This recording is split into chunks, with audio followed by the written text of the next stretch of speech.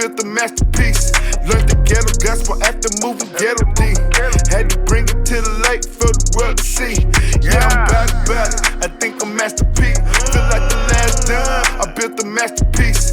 Learned the ghetto gospel after moving ghetto D. Had to bring it to the lake for the world to see. These rappers rap about it. I really live this shit. I was scraping up the block. I plead no innocence. Living war rules a profit from my arrogance. So I teach the truth, living by commandments. Spirit game strong, yeah. Mitrion with the fringes. Had to circumcise my heart and show you how I'm with the business. It's all fall back and know about Revelation. Chapter 2, verse 9, the synagogue say. I teach my people bloodline, but we stiff as Yahweh. Uahavatayet Yahweh Elaheka, and Vikole Vavika Vikol Nafshika Vikol Meodika. Listen, Israel, Yahweh is one, and we are to love Yahweh, our Elohim, with all of our heart, with all of our soul, and with all of our being. Hallelujah. Bless the Holy One of Israel. I'm excited. Thank you, Aki, for inviting me to host this class. It's really exciting. There's a lot of good stuff going on. I always want more people to learn about our language and our culture, because in the Hebrew language and in this culture, there are a lot of good things about it that could be beneficial to us. But one of the things that I want to share with you right quick is with you all, is the fact that this language that we're talking about is it is what they call Ivri, okay? Ivret, okay? So we're not learning what they would call Hebrew, okay? This word Hebrew here basically is a transliteration, okay? Not a translation, but a transliteration, okay? So what do I mean by that? What I mean is that if you take out these, they substituted different letters. This is what transliteration is, okay? So I'm gonna put the letters right here above each one of the letters that they transliterated into. Let me see, gotta make this a little bit smaller so we can see it better. I'll go right here. Okay, so here's this word Ivret, and here's this word Hebrew, okay? And here are the Hebrew letters that represent these, okay? So in Hebrew, you're gonna write from right to left, okay? And English, it goes from left to right, this way, okay? So what they've done is they said, well, this word Ivret is what Hebrew is called. This is the true name of the language. This is the true name, okay? So each one of these letters right here represent a letter on this side, and that's called transliteration. So this ayin right here, I'm gonna erase this so you can see what I'm saying. So I'm gonna teach you guys these letters. This letter right here goes with this letter. I'm not gonna tell you what it is yet. This letter goes with this letter, the V sound. This letter right here goes with this this letter, which is the R, goes with the letter R. Looks like it's a reverse R, looks the same as R. This yod right here is an I. And then this last letter, this tav right here is a T. Okay, so the actual name of our language is called Ivrit. Okay, some say Ivret, Ivrit, it. Like if you take here, it'd be it. Okay, so Ivrit, Ivrit, Rit, like it, Rit, and then the IV, Iv, Ivrit, Ivrit, okay? And what Ivrit is in English is called Hebrew. So when someone asks you, what are you learning? You're learning Ivrit. That's the proper name. This is how it's spelled, okay? So we're really not Hebrew people. We're Ivrit people, okay? That's what people, what are you? I'm Ivrit, okay? And Ivrit is associated with something I wanted to share with you. It is a Northwest, they got Semitic, but it's really Shemitic language right here. It should be a S-H-E-M, Shemitic, from the name Shem, which is our father. Shem, okay? Call him Shem. Shem. but the proper pronunciation is Shem. Okay, Shemitic. Okay, mitic. So the root of it is shame, right here. Shame.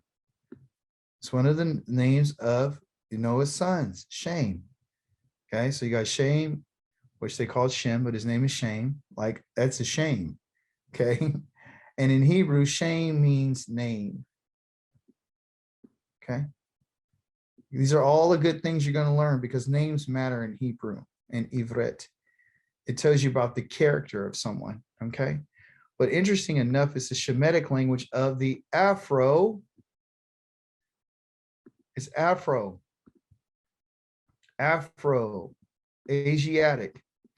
Oh, if you're wondering why our people look like Asians, and people say, are you mixed with some Asian? No, I'm not mixed with Asian. I'm actually Asian. I'm Afro-Asian. Okay, Afrasian. That's what it's really called, Afrasian, but it's an Afro-Asiatic language. Okay, and the Afro-Asiatic language is a Shemitic language.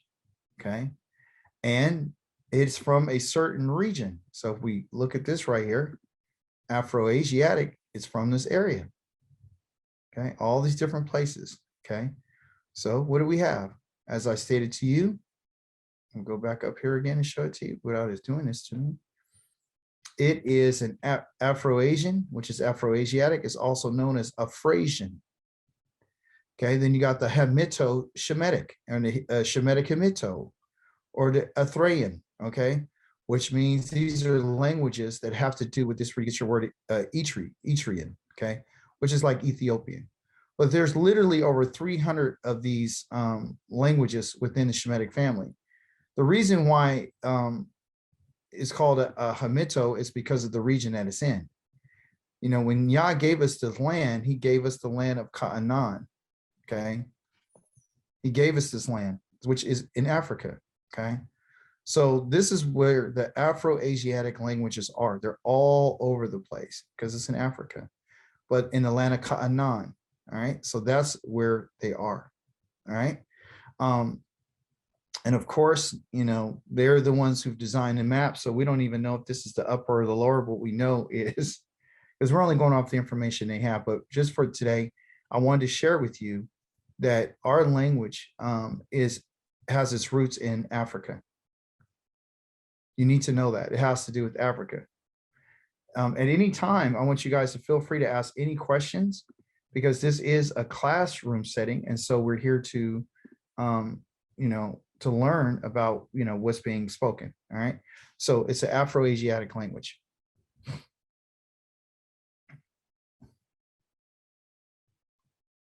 That being said, let's go now to this beginning teaching.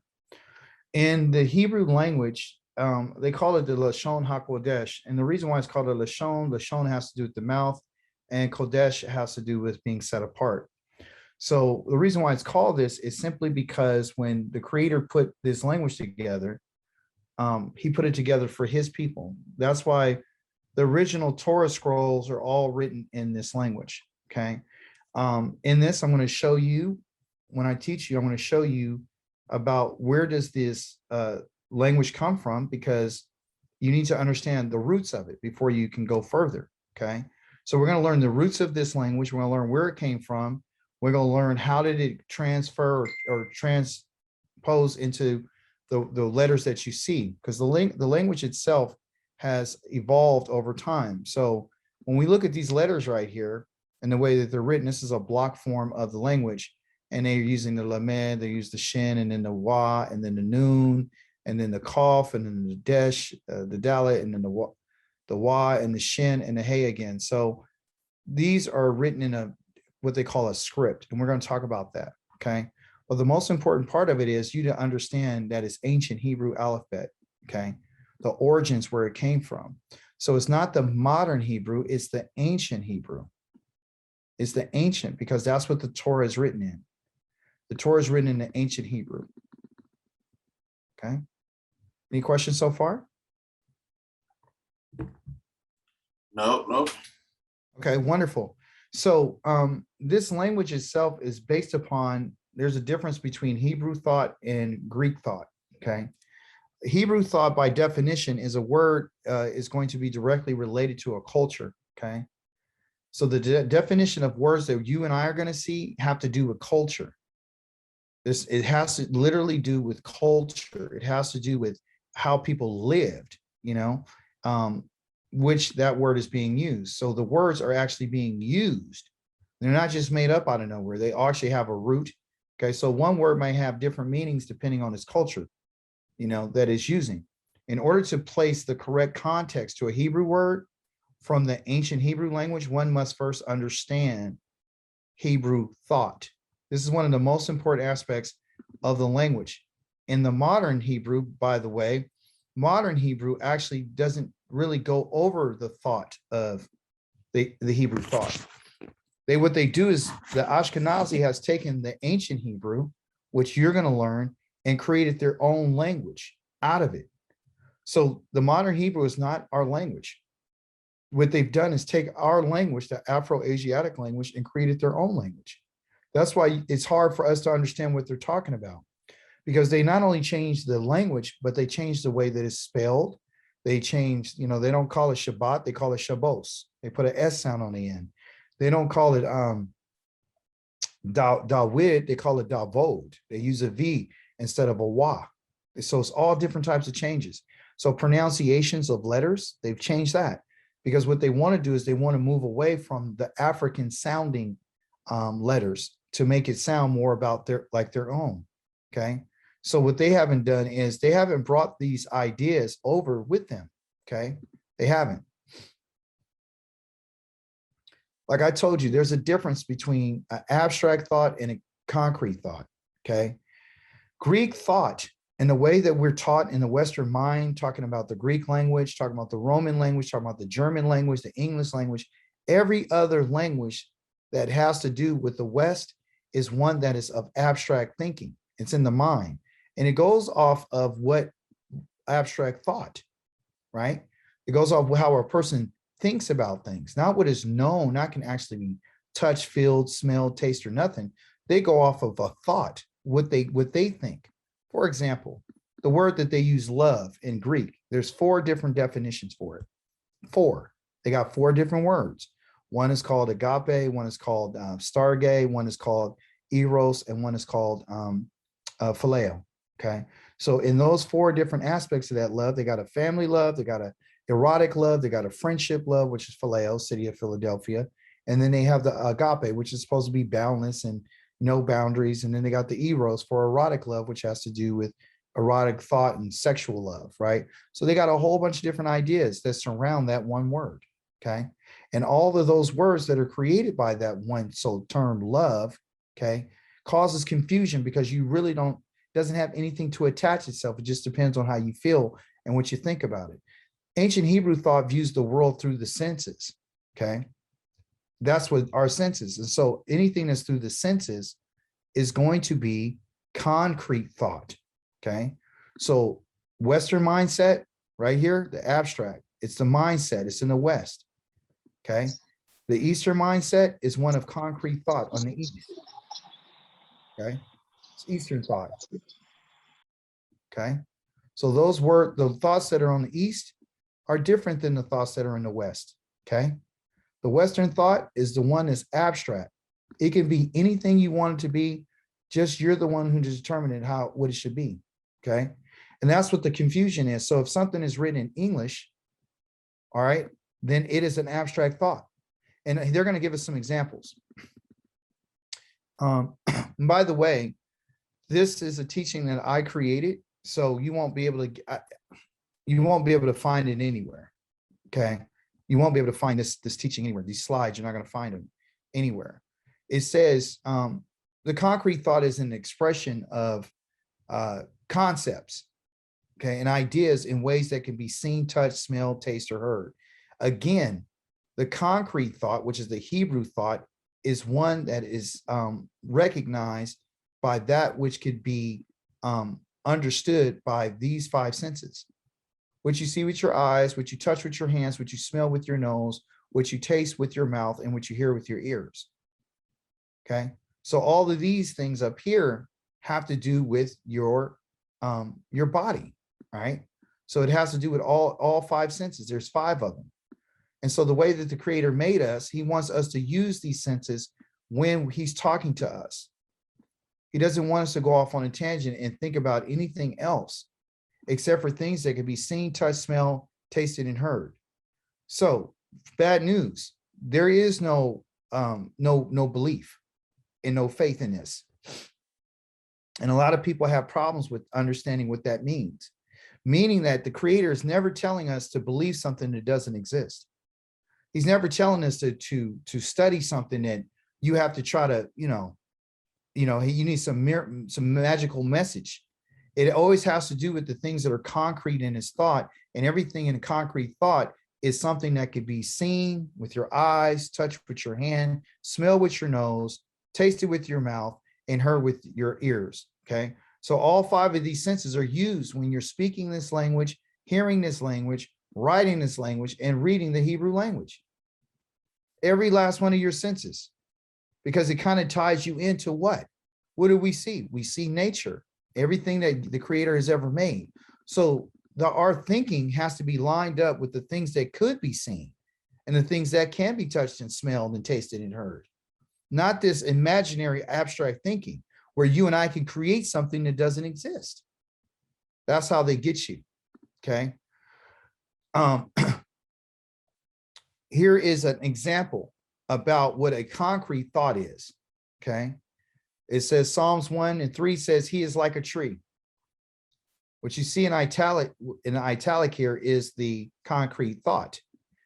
He said he's like a tree, and we know the trees are planted by what? Streams of water. Okay. Water here, streams, which yields fruit in its season and whose leaf does not wither. Okay. So these items right here is a tree. Have you ever seen one? Yes. Have you ever smelled one? Yes. Have you ever tasted one? Probably. Have you ever touched one? Yes. Have you heard a tree? Yes, through its leaves. Streams of water, you've come in contact with that physically. Okay. So concrete thought is physical. Okay. And the water is physical. The streams are physical. The trees are physical. The fruit is physical. Everything that is physical is concrete. It is absolutely concrete. It can't be moved and changed. A tree is a tree, and water is a water, and streams are streams, and fruit is fruit. You don't get to come in here and change anything. It's exactly what it is. And concrete means that it can't be changed. Kind of like the Torah. When he wrote it on stone, it wasn't because you have a stony heart, even though you do have one. It was simply because he wrote it so it would never be changed. You can't alter something that's been engraved in stone, especially with his finger. Okay. So any questions on this? Any want to make a contribution before we move on? Because I'm here as a teacher. No, sir. Everybody good so far? Okay, good. So concrete thought is physical thought because it has to do with the five senses. That's all you got to remember. And you can remember, we're going to go over this all the time. So here's an example of what a concrete thought is like. Okay. Let me show you a scripture that is an abstract thought. Abstract thought is Psalms 103. It says Yahweh is compassionate. He's gracious. Okay. He's gracious, and we need class participation. He's gracious. He's slow to anger, and he's abounding in love. All right. So I want you to tell me, what does compassion look like?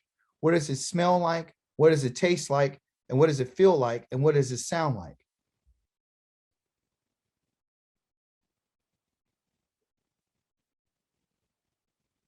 Nothing. To some people, compassion, it could be, giving somebody a burrito, you know what I'm saying? It's homeless. Or, sometimes compassion is for some people to kill the innocent and let the wicked go free. What's grace? What's gracious? According to what we learn, it means you getting something you don't deserve. And sometimes people are gracious by how they talk. But these are not attached to anything. This could be anything. It's always a question. It's never going to be something that you absolutely, positively, concretely know just based on these words alone. They're always questions. They're always open to interpretation. Okay? Always.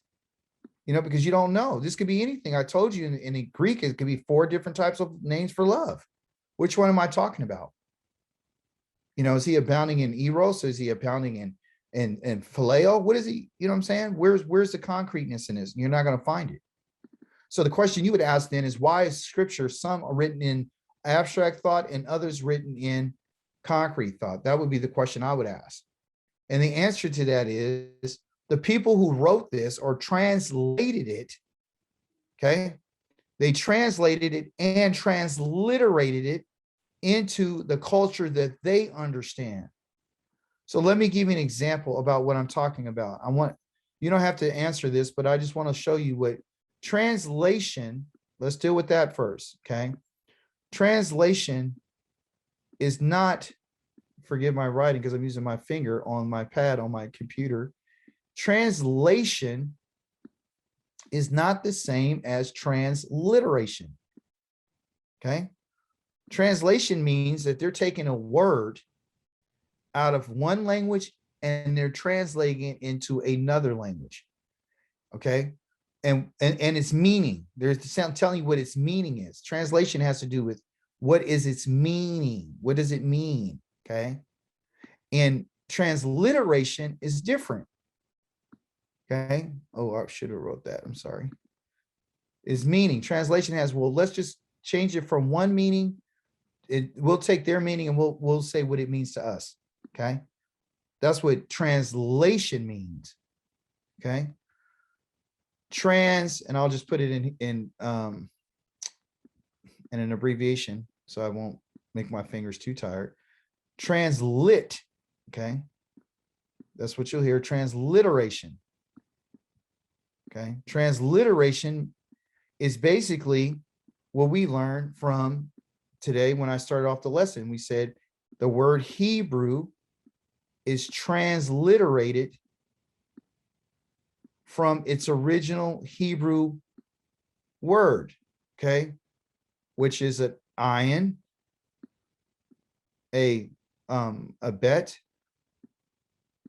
a resh, a yod, and a tav, ivret. Okay, so they said, well, we don't like this word, which is called ivrit. We don't like this because this is different. This is something that, that we could, they can come up with all kind of things talking about. If you would find out what ivrit is, you would automatically think, well, let me look that up. And what you would find out is that that's African. But if you just go off of Hebrew, you would think it's modern Hebrew of the Jewish people. You see? So what they do in transliteration, they'll take a letter that's in one language and turn it into another culture's writing. They took our letter B right here and put it as a V. They took our letter R that looks like this and they transliterated into this R. They took our yod right here and they changed it to an I. And instead of just a T or TH, excuse me, this can either be T or TH. They took that and from this, what it means, and they turned it to this. That's transliteration. To transliterate, having to do with the letters. Translation is dealing with the meaning of what it means, okay? So in different cultures, different things mean something to someone that it does to someone else in a different culture. So when they wrote out in Psalms 103:8 in English, when they transliterated it, they put in the words that they wanted to put in. They put in compassionate, they put in gracious, they put in anger, and they put in love. Okay. And they didn't they just put it in what they decided to make it out of their culture. So now we see that there's a definite problem. Because when someone who's from a different culture is trying to teach you your culture, and they're not from the type of culture you're from, they're going to give you their thoughts and their ideas, and they're going to give you abstract thought because they don't know what the hell they're talking about. They got an idea, but they don't know what they're talking about. Because abstract, like abstract thought, well, what is it? Oh, to me, this painting looks like this. Well, what can you see in it? Oh, I see this in there. I see, at these art museums. It's all abstract. There's no concrete. There's nothing that can be measured. That's a problem. Okay. This is the reason why we need to learn our culture. So the question again was, why do we find abstract words in scripture? Abstract English words are used to translate the original Hebrew concrete words. The translators often translate it this way because the original Hebrew makes no sense. It doesn't make any sense to them. When literally translating English, it doesn't make any sense. So because it don't make any sense to them in English, they got to change it. They do not understand. They don't understand the culture of the Ivret people. They don't know. So when they wrote this and they translated it, they wrote it for somebody else. They didn't have the Hebrew people in mind when they wrote the Bible in English. They don't care about culture. Basically, cultural, that's what they did, cultural colonization, basically. Yes, well, that's how you do it. When you want to get rid of a people and you want to wipe them off the face of the earth and you don't want them to find out who they are, that's what you do. Okay.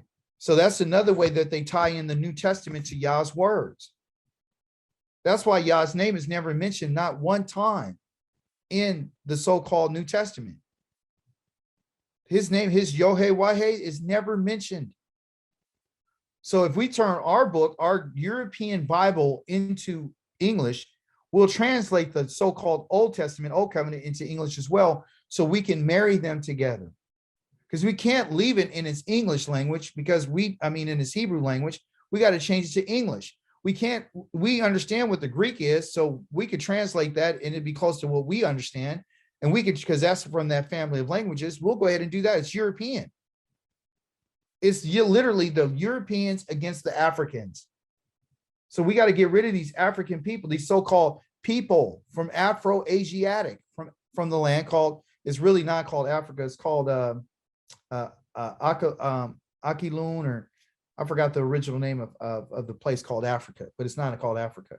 Didn't it go under 3 different names mainly? Yeah, exactly. So they changed these names, but my point that I'm trying to make, it staying on my topic, is that when you read the Bible, they put it in English so they can marry everything together, because it was hard to try to convince people who were of Ivret to go over into the Greek side. Okay. Now, the people, they say that the New Testament was written by these so-called scholars who did the Septuagint. Well, the Septuagint is what they call the 70 books or 70 scholars. And it was probably more than that, literally 72. They say 6 scholars from each tribe came together, which is a whole bunch of mumbo jumbo, because Israel itself as a nation has destroyed in 722 BCE before Judah was. So they were completely scattered. So we don't know how that's impossible. But the king over in Alexandria, which is Ptolemy, the second is the one, his name is Philadelphus Ptolemy. His father was Ptolemy from Alexander's, one of his generals. And so when Alexander died, he separated his kingdom into 4 different ways. Cassander took some, and Thrace took some, Antiochus, the Seleucid kingdom, and we have Ptolemy who took over the south. But in Alexandria, in Africa, they decided, well, we're going to write a New Testament. Okay. Also, before that, let's translate the Hebrew Bible into Greek, because we just took over. So let's translate it. So they translated it into Greek, but they never put Yah's name even in that translation in the Septuagint. They never put the Yohe-Wahe. They changed it to the name Kyrios, which means Lord, L-O-R-D. Okay. Then later on, they wrote the New Testament as well, way after. Okay. Well, my point is, these people change everything in their language and culture because they don't want the Hebrew people to know this language. Because if you know this language, you will understand the culture. If you understand the culture, it'll change the way that you think.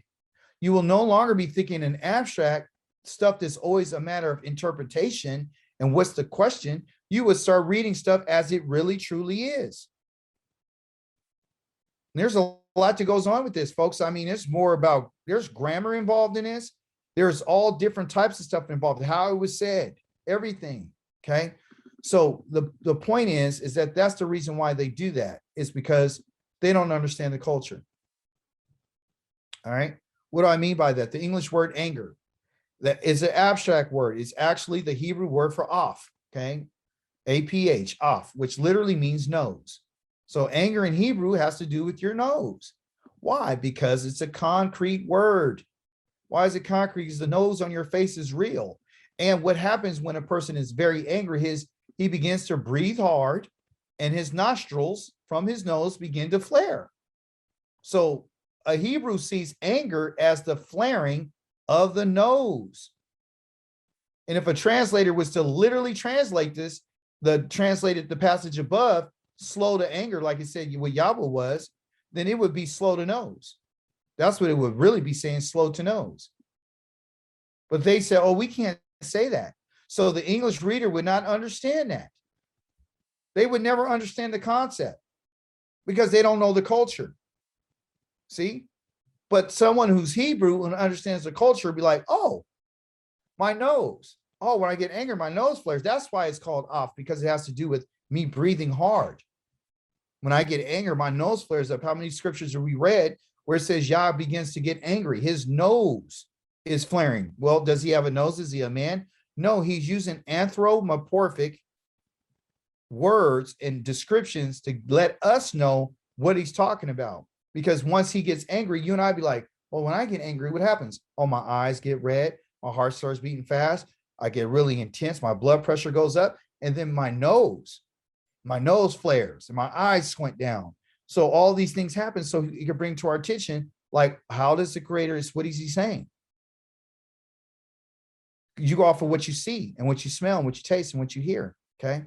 So it would be slow to nose. That's an example of an abstract example. That's why they gave it, because they don't know. Now, the ancient Semitic, and it's really, like I said, they say Semitic, but it's really Shemitic, coming from our family. It's based upon pictographs. Okay. It's about way the pictures, they use pictures, as I showed everyone before. And I think I sent out my my diagram. And if you need another one, I'll send it to you. It has to do with the ancient Shemitic pictograph inscription that they found on a boulder stone. They found this about 1500 BCE. They found this. And what did they find? They found this. What does this look like? What does this picture remind you of physically? Like a river or a stream or something. Yeah, it's water. So you're absolutely right. Waves of water. So that's water. Okay. Based off what they see, because everyone in the Hebrew culture understands what this means. It was water, because that's how water looked. There's waves of water, streams and rivers and ocean waves. You know what I'm saying? So it's water. Okay. Then they got this other one right here. You know, this looks like this. It's in it, and for whatever reason, they got it introverted or extroverted. But if you turn it around, it would be like a hook with a J on, like that. What does that look like to you? The staff. That's a staff. Exactly. So that's a shepherd's staff. Okay. And so, you know, when a person see that, they'll be like, oh, that's a staff. So far, we know what a staff looks like. We know what staffs are used for. We know what water is used for. We know what it looks like. You put a staff in your hand, you can see it, touch it, you know, touch it, move it. You know, water, you could taste it. You could, you know, you can smell if it's foul. This right here is like it looks like a cross, but it's not. It's really a mark, some X, like X mark in the spot. Huh? What's that? Sorry. It's okay. So what else do we have? Oh, we got it. Looks like this looks like a container. Okay, so something goes into it. Okay, that's called a tav. Oh, and again, here's another staff, and here's another mark, and this is like, it looks like a mouth. Oh, that's what it is. And this is like a mouth. Okay, so a mouth in Hebrew is called a pei. That has to do with your mouth, you know, which you would put stuff in. You understand? So when we look at these pictographs, this is what they found, an ancient Shemitic pictograph script that was found on this thing called the stone boulder. Okay, so this is evidence of what these things look like back in the day. Okay, there's more evidence.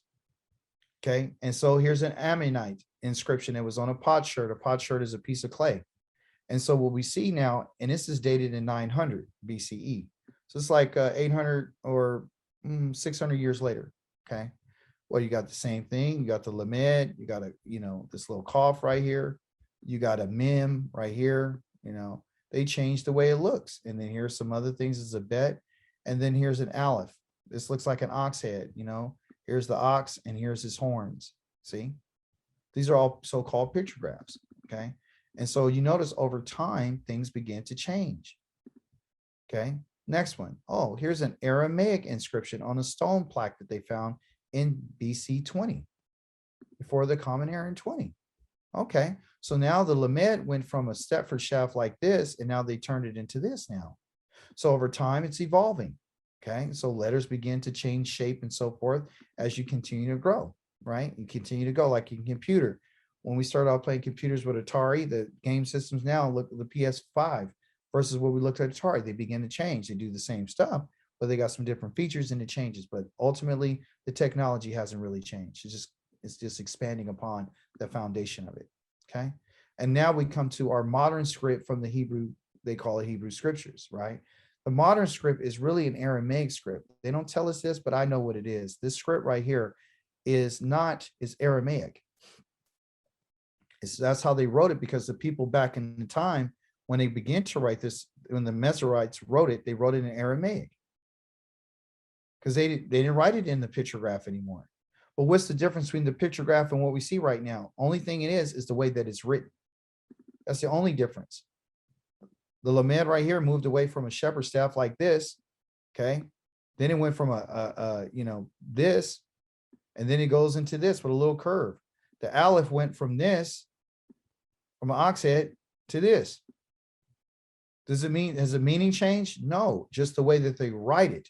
Because now what we're talking about, when they talk about script, they're talking about inscription. How was it written? How's it written now? So it's written in a different script with different handwriting style, but the letters and the words exactly mean the same. I mean, the bet here means what we're going to learn about, and the aleph is still the same. The lamed is still the same. The yod is still the same. The mem is still the same. It's all the same. So once you figure out what these letters mean and what pictures are associated with them, you'll have a cultural understanding of the language versus you just saying a word and you never know what it means and you never know how powerful it is. You don't want to lose what they call the animation, because the language is living. It's a living language. That's why the Creator spoke it to us, because it's living. And that's the reason why the Torah is written in it, because it's living, because Yah is living. And so when he speaks these words to us, he's speaking to us in a language that you and I should understand, because everything he tells us is living. So you're going to find words that are associated with things like water, trees, streams, and everything. And I'm going to share with you those concepts so you would be able to understand that when the Creator is talking to us, he's not just saying words. They're not empty. They actually have meaning. And what's going to happen is you're going to become very, very, very powerful. You think you're powerful now, Pinkett, you're going to become powerful. Okay. So the Hebrew root system and everyone else, you guys are going to become powerful. Okay. So the root system, the Hebrew language is based upon what they call a root system. Okay. The root system has to do with trees. Okay. It has to do with trees, but it also has to do with a family. Okay. Family roots, like a parent and a child. Okay. How many parents do you need to have a child? Somebody tell me. If you're not gay, how many parents do you need? Two. Okay. And it creates what? One child. Okay. Or two. So when the two come together, you shall be one. That's the way Yah made it. Two has to come together in order for there to be one. This is a concept called Echad. That means one. Shema Yisrael, Yahweh Eloheinu, Yahweh Echad. Yahweh is one. Right? And when he made human beings both what? Tell me, what is a human being? What is a man? What is a human called in Hebrew? He named him a man. Somebody called him a man's name. What's they call the name of the man? What's his name? His name is Adam. Okay, not Adam. Adam, not your European. He's called Adam. Okay, okay, that's his name, right? But Adam equals Kua as well.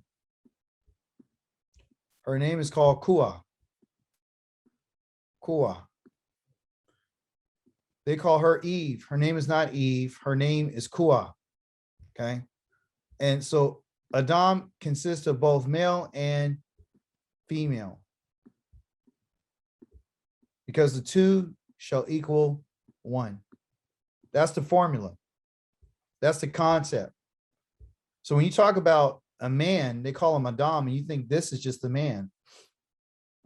No, the man is both male and female. You can find that in Genesis chapter 1, verse 27.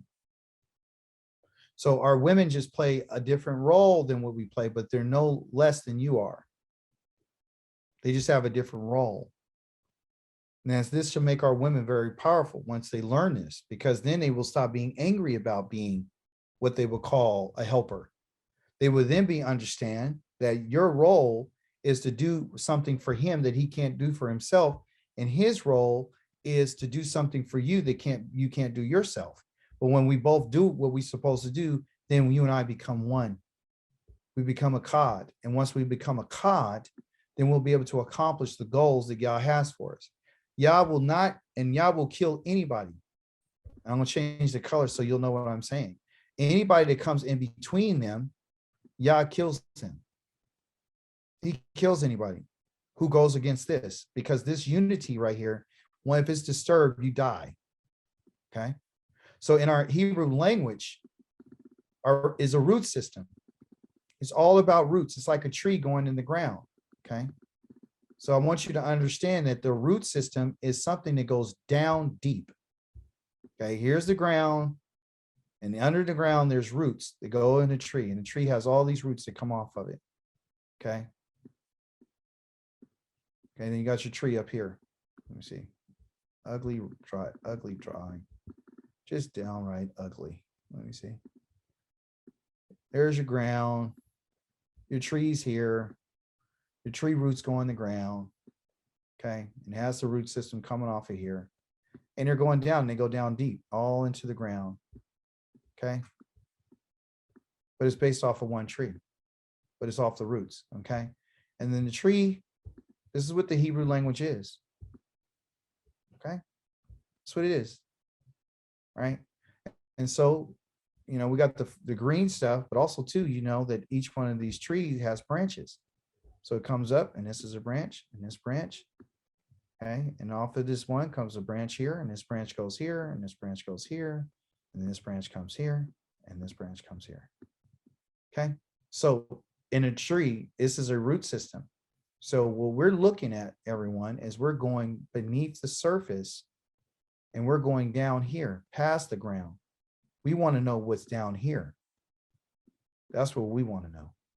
Because you and I can look at something from the top and say, oh, well, this is this and this is that. We can make assumptions about everything that we see with our eyes off of this. A lot of people don't get past the ground and look underneath. And that's where you're doing today. You're going past the ground level. You got to go deep in order to get to the roots. Once you get to the roots, you will understand the tree. Once you understand the tree and the root system, you'll be able to understand what these branches are. And the branches are literally our grammar. Okay. But for the sake of the teaching today, I just need you to understand this principle, that a parent, okay, is both parents coming together and they will create a child off of that root system. Okay. That's what this language is.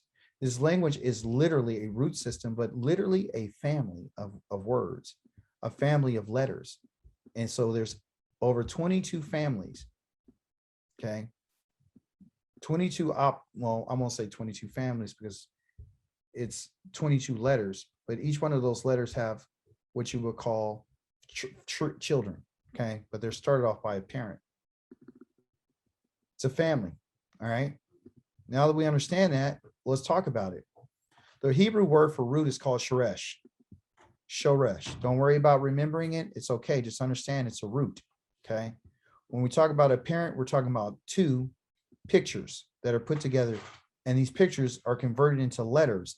And then when you put them together, it creates what they call a parent root, a sheresh. A root is formed. When the two come together, they form a root. Once you know the root, then you'll know what it is, okay? But you need two of them. That's why I mention it as a parent, because it's two. You can always remember that. If I say, what's the parent root? You can say two letters or two pictures, okay? Here's an example of that. The first letter in Hebrew is called Aleph, and we're going to get more about this, okay? These slides, I don't have copies of these slides, okay? But I'm going to give you copies of a whole bunch of other stuff. This is just my opening presentation for you to let you know where we're going, okay? So the idea here is the two shall become one flesh. That's the scripture I use, better sheep, and that means Genesis chapter 2, verse 24.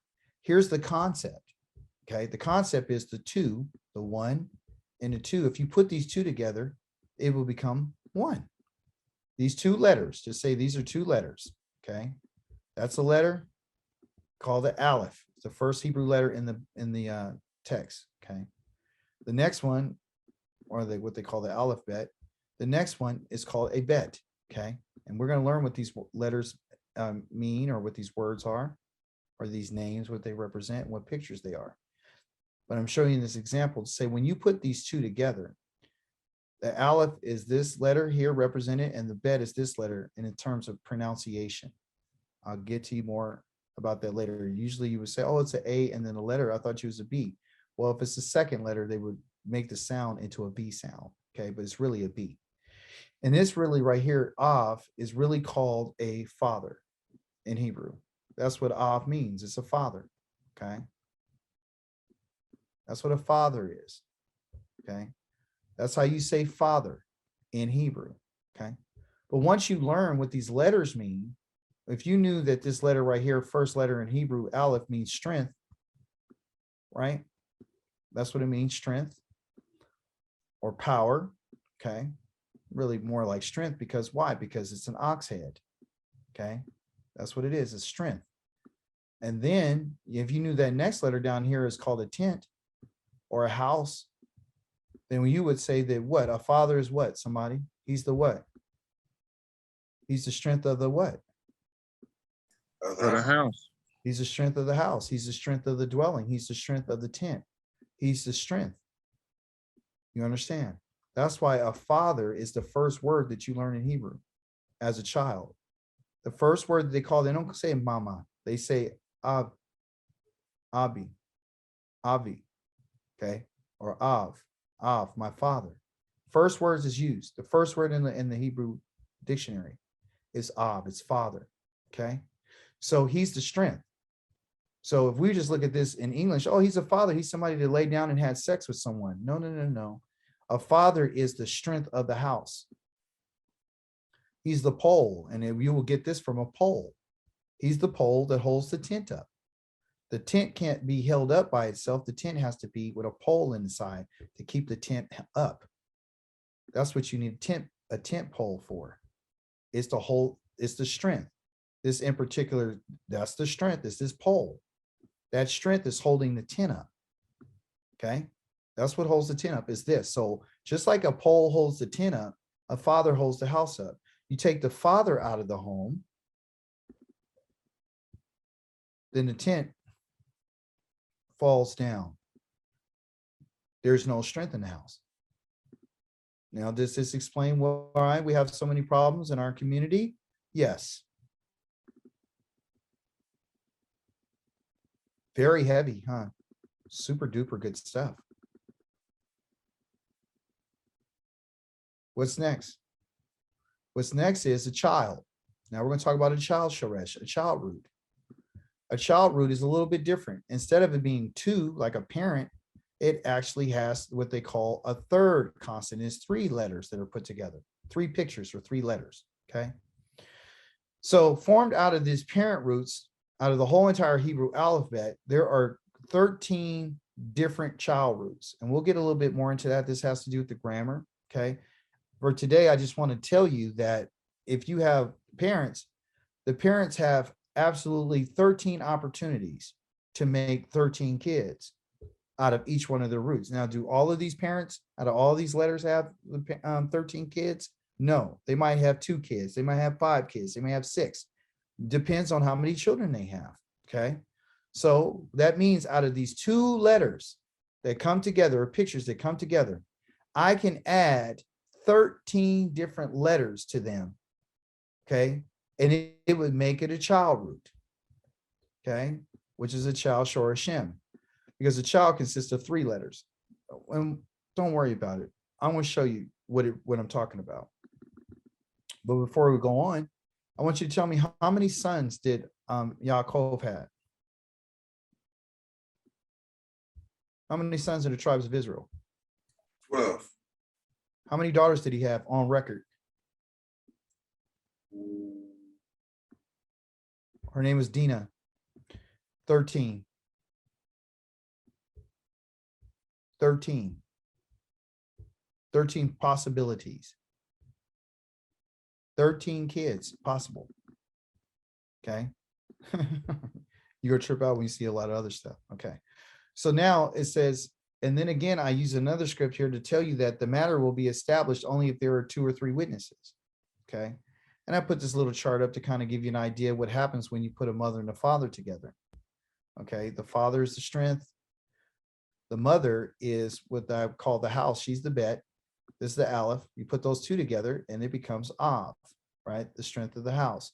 When these 2 people get together and they have a covenant together, they end up making this child, which is called a Yaled.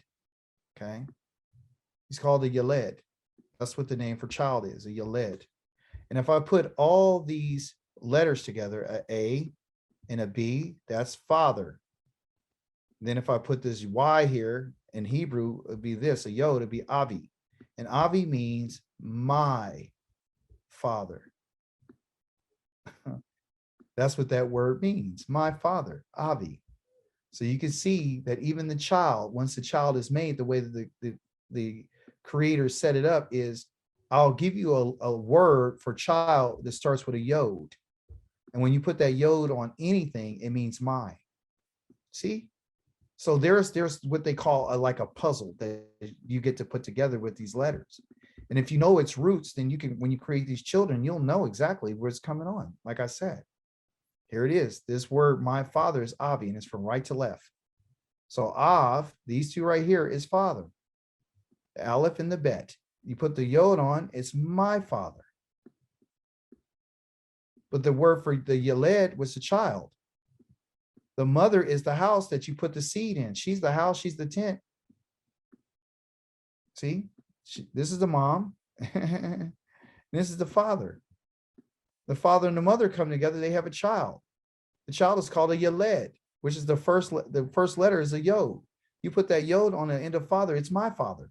I mean, it's a beautiful language. I'm trying to show you how dynamic it is and how living it is. Okay.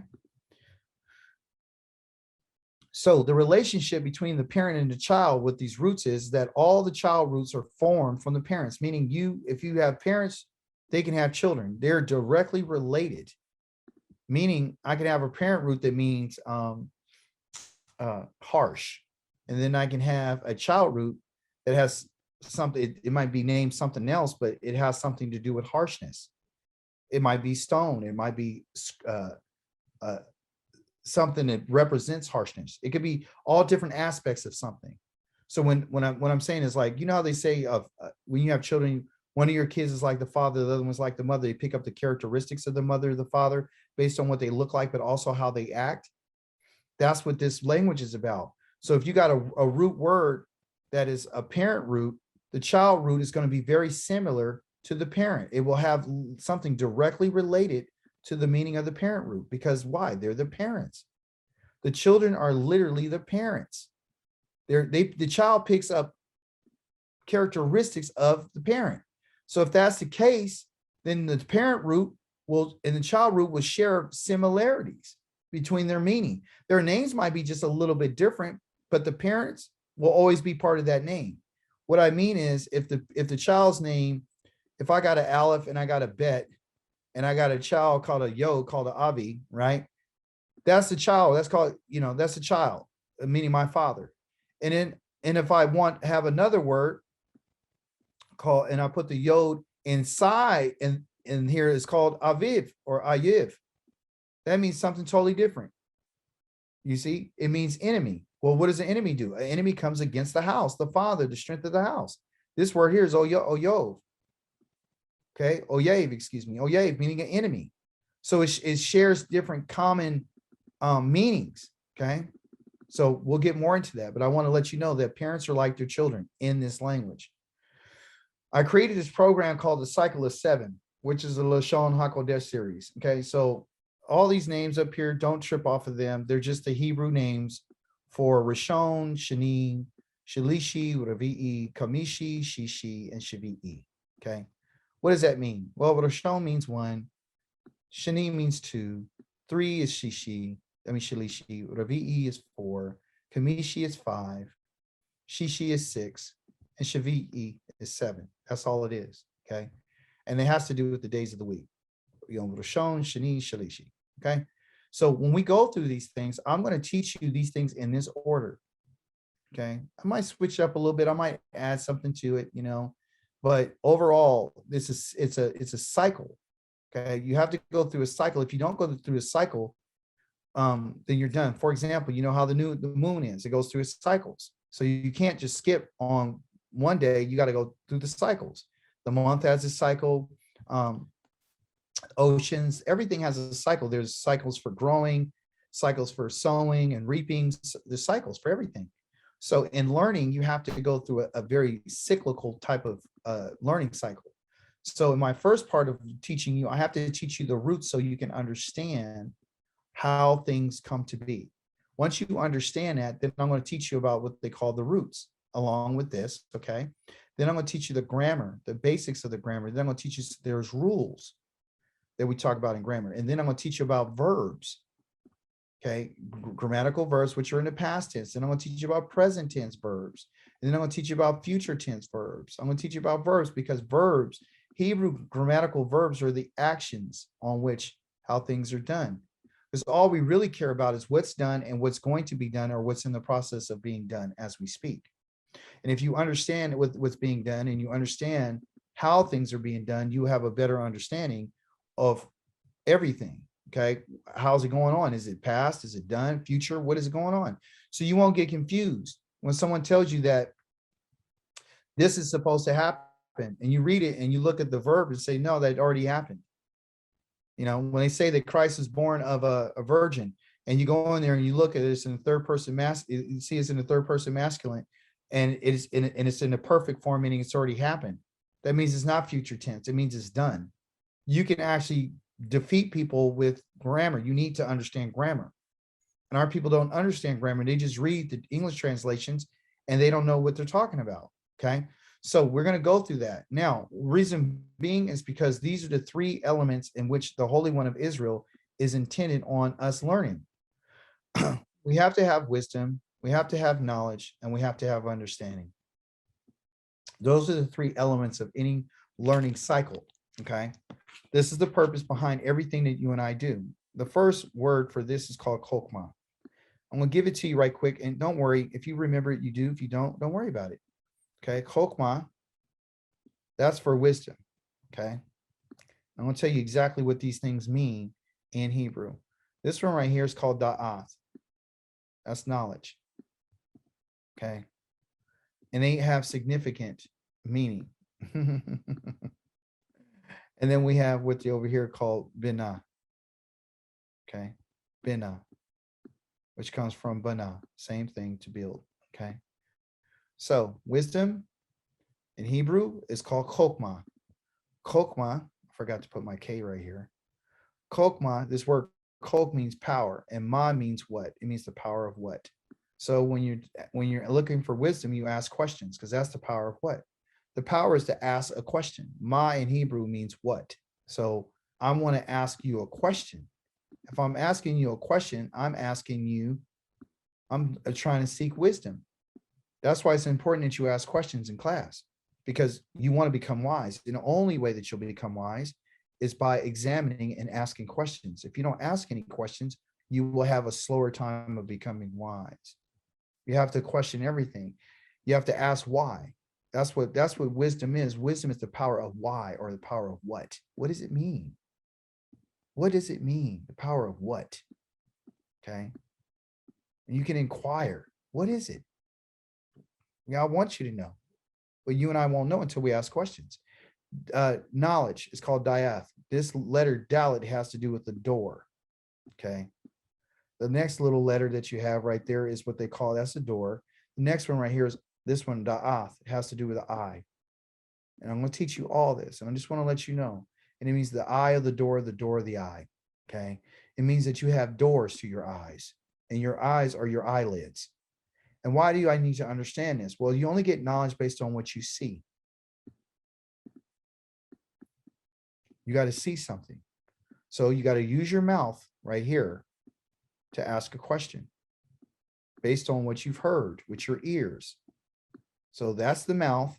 And now you're going to use your eyes to see, because what you see, you have visual observation.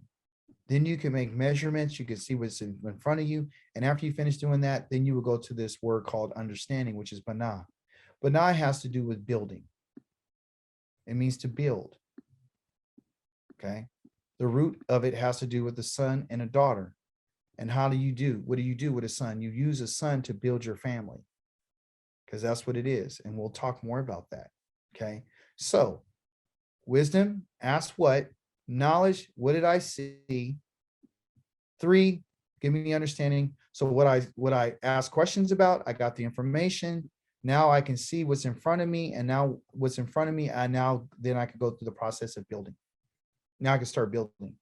So you don't start building until you get all the information, till you learn how to build, till you get the knowledge of something. You don't put nothing together until you have knowledge. See, then you can put it all together. So wisdom, knowledge, and understanding is part of your learning. And it will always be the centerpiece of everything that you do. Okay. That's what this is about. And these are used, and they're called abstract terms because that's what you understand right now. That's what the words we know. So what is knowledge? Well, it could be anything. Book knowledge, street knowledge, it could be anything. What is understanding? Oh, understanding could be anything. You know, it depends on who's talking about it. So I only wrote these out here in this language so you can understand what I'm saying. But I converted it over to the Hebrew language so you can understand what it is. Is your eyes. Write it again. Wisdom is your mouth and your ears. You ask the question with your mouth because it's something that you heard with your ears. Again, are we concrete? Yes, we are. And then what else? Okay. Knowledge. And you can capture wisdom by your mouth by even tasting something. Again, okay, so speaking and tasting. Knowledge. We talked about knowledge is what you see with your eyes. And it also deals with your ears as well, because you can hear different things and give testimony, but primarily your eyes. Okay. Has to do with your eyes. Okay. What about understanding? Oh, that's when we use our touch and our hands to build. You see? You understand? You can sense, you can smell stuff with your nose, you can sense it. Okay. So all your senses are being used in all of this. It all works together. You can't have one without the other. You need them all, but you got to use your senses in order to gain this. And that's what people don't understand. So what are we talking? We're talking about understanding the roots. Talking about the reading and the grammar. You're going to be coming through here about this. So I'm going to teach you how to do roots. I'm going to teach you how to read, and then I'm going to teach you the grammar. And it's going to go all the way around. It's always going to be a cycle. You're always going to learn everything. And you're going to go around this over and over and over and over and over every day. Okay. That's what's going to happen. Because why? Because you love to learn. Any questions? Any contributions? Anybody want to say anything or ask any questions before we get started? Seem like That's a little, seem a huh? little Chinese arithmetic-ish, but I'm kind of getting Yeah, the idea of it. yeah, but don't worry about what you look. Because we're going in cycles, you'll pick up some things, and other things you'll let go. It'll just come to you. All right, it's like playing a guitar or anything. It just takes Well, time. you All gotta right. have them repetition. You gotta get the Yeah, repetition you in. got to get the rep in, right? So right now, what we're going to do is we're going to cover the first ancient Hebrew name for the Aleph, which is called all. Okay. And what it is, it's an original picture that is a picture of an ox. Okay. This is what it looks like. An ox with its horns. Okay. And ox head representing strength and power. So anytime you see this in particular picture or this letter, it means strength and power from the work performed by the animal. The picture graph also represents the chief or the leader. Okay. This is why the creator's name or one of his titles is called El. Okay. Or all. And El means to go towards somewhere. Okay. So when two oxen are yoked together for pulling a wagon or a plow, one is older and more experienced than the other one, and it leads the other. Within the clan, the tribe, or the family, the chief or the father is seen as the elder who is yoked to the others as a leader and a teacher. So this letter primarily has to do with leadership. It has to do with power and strength, and it's associated with strength and Elohim's. So that's where you get your modern name for it, called Aleph. Here's the two letters Al or Al, and then Aleph. That's the first letter called an Aleph. Again, you can see the horns. Here's the picture. And that's where they came with that picture, because it has to do with the bull. That's what it has to do with. And it is used for teaching.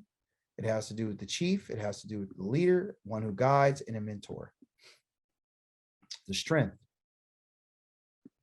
in his legs, strengthen his neck in order to carry a yoke, to team him up with the next little ox is coming along. So one is more experienced. So the father is looked upon as being the leader because he is the strong, he's the strength. That's why it's the first letter in the word Av. It's Av, okay, which is father, because he's the teacher, he's the chief, he's the leader, and he's the guide, and he's the mentor. Okay, if he falls, everything else fails. Yah, the creator, is looked upon us as a teacher. He's the chief ruler. By the way, one of the words or titles that he gives himself is called Elo, El, O, him. Meaning what? I am the strong one, of power of powers, because El means power, and power of powers. That im on the end is plurality for powers. So he's the power of powers. That's what Elohim means. Power of powers. What powers does he control? Somebody tell me. You control everything. Everything. So he's in charge of the power of the sun. The sun doesn't have its own power. The creator gives it its power. The moon doesn't have her own power. He gives her power. The stars don't shine just because they shine. He gave it its power and gives it to him all the time. He's the power of the wind. He's the power of the sun, the power of the dirt, the power of the soil, the power of everything, the power of rain, storms, clouds. He's the power. So there's not a power that exists except for him. That's why he says, I am who I am, and there is no other. There is no other Elohim. There is no one. In the Hebrew language, you can write it in a script like this, square and block. Okay. You can write it with a cursive. You learn how to write. We'll go over that too. Teach you how to write it. Okay. Real simple. So that's the Aleph. That's your first letter of today. That's number one. Okay. First letter. Second letter that we want to go over. Any questions? Guess everybody's doing well. The next one is bet. That's the name of it. It's called a bet. Like, hey, let's make a bet. Okay. Hebrew word bet means house or tent, or as well as a family, because that's who lives in the tent is the family. That's the house. The house is with the family. A common designation for a family is to identify the house. Like, for example, the patriarch family is such as in the house of Yaakov, or the house of Dawid, or the house of Esau, the house, the family. Okay. The meanings of this letter are house, tent, family, as well as in, because you got to go into a tent, or with, to be within it, inside or within, as the family resides within the house or the tent. That's your next letter, bet. Okay. So each one of these words, because as we looking at it in the way we see it, that's a word. Bet is a word to how I'm looking at it, but that's actually Yeah. a symbol. Yeah, it's a name, right? So when The you name when of you the got symbol. that chart, when you got that chart that I sent to you, Yeah. the chart is this is the chart. This is the picture graph. That's what it initially looked like, and they named it bet. They just named that symbol. The name of this picture is called a bet, which represents a tent. That's what represents a tent. This in particular picture. But the name of the symbol is called a bet. Okay, it's the same word that they're going to use to call it bayit. Later on, they're going to call it something else. They're for a house. The name for a house in Hebrew is called a bayit. All they did was they kept the same sound, and then just added something else to it. But it means a house, and what we're talking about is a picture. That's what I need you to understand. It's not just words. We can all learn the words. You can learn Aleph, Bet, Gimel, Dalet, Hey, Vav, Zayin, Ket, Tet, Yod, Mem, Lamed, Mem, Nun, Samak, Ayin, Pei. You can learn that. That's not what it was about. What you need to understand is what that name means. When I say bet, the first thing I want you to think about is, oh, that's a house or a tent. If I say Aleph, you should know that's just strength because it's a bull. I want you to remember the pictures, because that's how we're taught in our culture. We learn better when we can associate what we know with that which we've seen with our eyes and what we're using our senses. When I talk about bet, you can't associate that with anything except for what I tell you. So the greatest way that you and I can learn, and where our people learn, is because we're Afro-Asiatic, is we learn with pictures. We learn better with pictures. We don't learn too well with names and words. We learn better with pictures because it means something to us. When we see a house or a tent, we know dwell there. We know it means in and out. We understand the function of what the tent does, what it provides. We understand if you talk about, with or in, we know, the tent. You see, when we talk about a tent, we talk about a family because we understand the function. We don't put a tent up to go camping. We lived in tents. So that's how we were taught. We understood an ox and we knew what it meant because we actually functioned with it. We knew that it had a tremendous amount of strength. We know that. That's why they chose to use that letter or that picture in the word for father and mother. It's because the mother, which I didn't give you the word on it, her name is Ain. An Aleph, she still has the father's, the strength, and she has a mem. And this means the strength, that's strength. And this is water. She's a strong water. What's strong water? Alcohol? No, glue. When they would take the animal skins, okay, that's called an aim. Let me put it in English for us. Aim. When they would put it, or so you can understand, you could do this way, aim. When they would put this animal skin in the water and boil it, this water would come on. This water will be sticky. It'd be strong, and they would use that sticky water as glue to put the whole things together. So what is a mother? She's strong water. What is strong water? She's glue. So what does she do? She's the glue of the family. She keeps everybody together. She keeps everything together so it doesn't fall apart. She holds it all together. See, he holds the tent up, but she's the one who keeps the family together. The tent is used, the pole is used to protect the tent, to protect everybody in it. And not only to hold it up, but to protect against predators or against enemies, right? The mother keeps everyone together. A situation like that arises, the child runs to the mother and she holds them and secures them. You understand? And she fights as well, but that's what it's about. So culturally, our names for what we do has significance. It has to do with how we live. You see? So that's what a bed is. And our people lived in what they call a tent.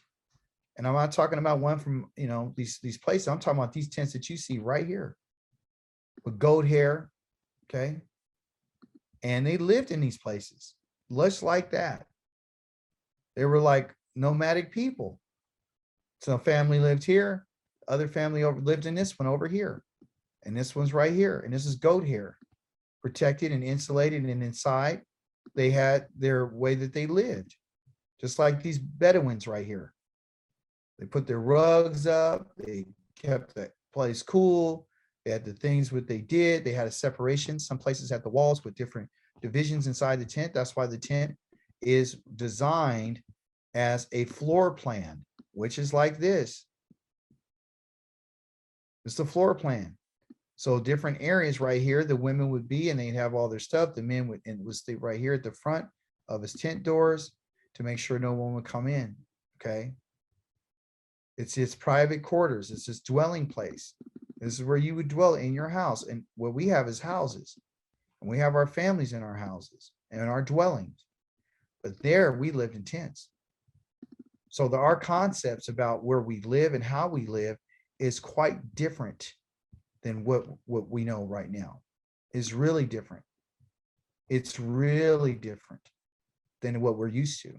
So Western mindset tells us that this right here is, you don't want to live like this. You don't want to live like this. This is beneath you. You don't want to live like this out here. This is beneath you. You know, cattle, and that's nasty. You know, you don't want to, you know, we're right. But often we live by, Yah would take us places where there were rivers and streams. The Elohim that we serve is one who created all things. So what you see back here, these mountain ranges, he created that.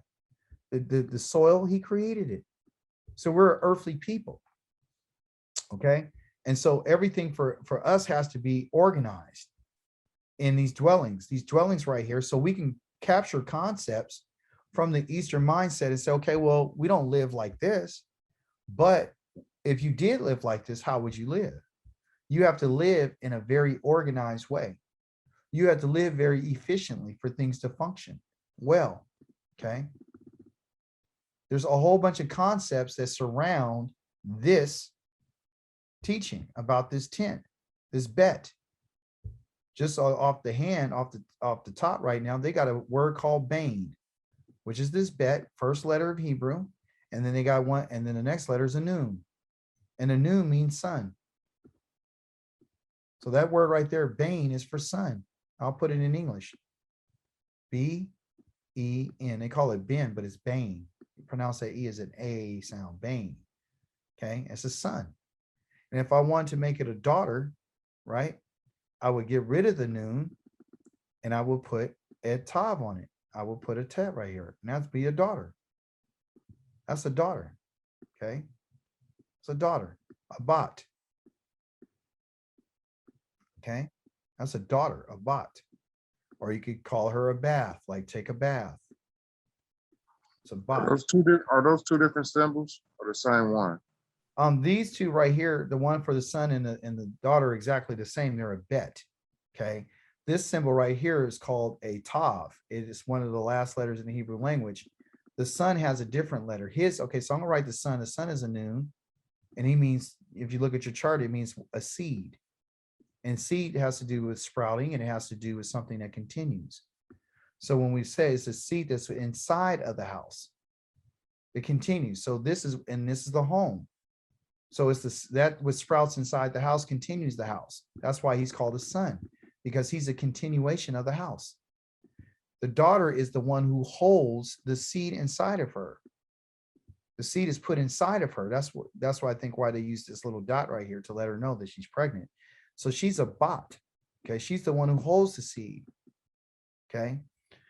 The tav means mark in the Hebrew. If you look on your chart, it's the last letter and it means a sign. It means the mark. Like mark to mark the spot. So she's the mark. She's the place where you're supposed to put the seed to hold, to continue the family. They both share this idea of building, because I told you that the word for understanding is bana, right? Or bina, B-I-N-A-H. Well, we take our vowels out and we have a bet, which goes right here. And we got the noon right here. And then you move this out and you got the A, which H, which makes it feminine. It means to build. So you only build a family or a tent or a dwelling for the sake of children. That was one of the things that our father Abraham was asking the Holy One of Israel. What is all this that you're giving me if I don't have a what? If I don't have a seed? If I don't have a son? How would I continue to inherit what you're telling me if I don't have a bane? If I don't have a bane, you need a bane in order to continue your seed, your house, to continue your house, the house of Yaakov, the house of David, the house of Abraham. See, so you can see right there that even the son and the daughter share the same root, which is this bet. Okay, and and it means a continuation. So one continues it, and the other one holds it. So we both have different roles. We have different roles, different responsibilities. Okay. And so that's what I'm trying to show you. So, and also too, you can't build a tent because this is the same letter that's being used to build. The bet is the name of the letter. This is the letter and that's the name. The name is bet. The actual sound is different from the letter. This the name. The name of the sound is b, b, b, b, b, like boy. B, b, b. What you know about the Hebrew sounds, they're already in you. You just don't know it yet. You just don't understand what the letters look like. So in Hebrew, this is called a bet. In English, they call this a B. So one and ours is called a bet, theirs is called B. And they don't even, they got B here, and then they got B here, and then they got another B. A B with two E's. So to B and B. So you don't know which one you're talking about when you say B. For us, when we say bet, we know what that is. It means a tent. But they changed this picture graph into this letter so you and I could be able to read it. Because they no longer read in this. They don't read it in this anymore, but our ancestors did. They just converted it from pictures into letters. That's all they did. The sound is still the same sound as b, b, b. We created those sounds.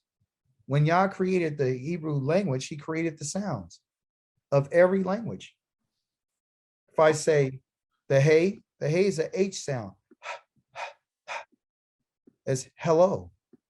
If I say b as in bet, it's for b as in boy. We created those sounds. Yah created them. So when you already have the sounds in, you just don't know what the letters look like. And you don't know their names. And you don't know what they mean. So that top one is the modern Hebrew, and then the bottom one that you drew is the biblical. Yes. So this one right here is what they will call the ancient Hebrew name. Okay. And what went along with that was this ancient Hebrew symbol, the picture. That's the name of this symbol. Then they said, oh, we don't want to read like that no more. Let's just change it into a letter. So they changed it into this letter. And what they did was they inverted it. Instead of making it like this, that you got up here, they said, let's make it into this. So we'll put it still looks kind of like a tent. It still has a floor plan. And let's just put a dot in it. To let us give it that hard B sound. So they just changed the shapes of the letters. So if you look at the diagram that you see, it has a early, then it has a mid, and then it has a late. Okay. And it shows you all the different phases that these letters went through to get where they are today. That's all. Okay. So Huh? the picture, the drawings of the pictures are the biblical, and then the writings of the actual word is the so-called modern Hebrew, which is what they call Yes. which is Yes. what they call paleo. Yes. Yeah. But paleo, they got the paleo is the one that you have in middle. That's your Middle Ages. So I think theirs looks like I don't know what the picture is. I think it's this or something. I think their B is like that, if I'm not mistaken. Okay. Yeah, their B is like that. I want, when I first came into this, I was like, well, what is it? How do I do paleo? What do I do? Do I do the modern? What is it? We don't want to be Jewish, so we don't want to do so what I found out was the writing style doesn't matter. What matters is if you understand what it means. That's all. Because the writing style has changed. It went from, what you see of this, then it went to, this or something, and then it went to, some other thing, and then it finally ended up being this. That's what it went to. They all mean the same identical thing. They all mean tent, house, dwelling, family, in, out. So even within the language, they might use tent, house, and dwelling and all this. These are the nouns and not the function. So what they did is said, well, okay, so these are tent, dwelling, and family. And the grammar, we want to say, well, we're going to use in for this word, for the bet. We're going to use that as a preposition. We'll use the bet for in because we go into the tent. Okay, what else are we going to use? Oh, we're going to use it for within because you got to be in within tent. So we'll use that for the word within too. We're going to use that bet for that as a preposition before any word. When you see a bet in front of it, that can mean in, it could be with. What else are we going to use it for? It could mean a whole bunch of stuff, right? So what they did is they understand that, wait a minute, we can use this letter to tell us the grammar about things too. So not only do we get the name of it, but we also have the noun of it and what it means. And then we also understand how it functions because of how it functions within the tent, the house, and the dwelling. So we could use the grammar of it. We could use the noun of it. We could name the words that are named after this. Tell us, well, what, if you use the word for son, of bane. Oh, the letter bet. Oh, that means to build. Oh, the word banah means to build. Where's banah come from? Oh, it has the name son in it. Oh, so build means what? Oh, build means to build a family. That's why you have to use the son. Oh, to build means to dwell, or a house, or a tent, because that's what you have to build. So the concept of building has to do with the idea of a dwelling, some place to build. So our word banah, what I told you that has to do with understanding, says that you can, the same word for binah, binah, okay, comes from the root banah, to build, which comes from both the son and a daughter. It goes from banah, and into the son is called a bane. And the daughters are called, when I got more than one, she's called a banoth. B-N-O-T-H. I'm what they call transliterating right now. Okay. A banoth. So all of them share this bet and this noon. Bet and a noon. The ah on a word makes it feminine. That's all. That right there just makes it feminine. A bane. He doesn't have the ah. If he did, he would be feminine. But he doesn't have the bena. He doesn't. If he did have a ah, he'd be like bena. Ah means feminine. Okay. This is a plural ending, meaning more than one daughter. But look, you got the bet and the noon again. Oh, and this means to build. Yes, because you're building a family. Oh, and if you're building something, that means you have what? Oh, understanding. So that's why they use the word banah for understanding, because if you have understanding, then you would be able to build your tent. You'd be able to build your family. You'd be able to understand how things work. You would then, if you lack understanding, you shouldn't have children because you don't know how to build. Everything for us is about building a family. That's why Yah calls us the house of Israel, because we're one house of a family. But you can, if you won't get into this family and stay, you won't stay in this family if you don't have any understanding. Because what you'll do is you'll do something to violate that understanding. And you'll be put out of the family. He'll cut you off from your family. Because if you mess up, you destroy the whole entire house in the tent, then everything is in chaos, and then you destroy the family. That's why when one person would do something, he would punish the whole entire nation. Because you can't be in the family doing these things. So that means a person who does this is foolish, and whoever's foolish lacks understanding. And they should be put to death, period. But we don't know this because we don't want, when I talk about I talk about the nation. I'm not talking about the individuals online right now. I don't want anybody to get upset with me. My last group that I had, they were Hebristians, and I tried to help them. I tried to bring them out of their darkness, but they wanted to stay there. But they're no longer with me. Why? Because when I start talking about what this stuff means, they were happy until I told them what it really means. That you'll be put out of the family if you don't have any understanding. And that's our problem as a people. We're gonna do next time. Okay. Point. Praise the Holy One of Israel. Any questions? Does this make sense so far? Yes, sir. This is excellent. Oh, yes. Praise the Holy One of Israel. Because we're his family. We're his family. So this is the name of the letter. Okay. And this is the shape of it. You can learn how to do that. And you'll see it is cursive sometimes.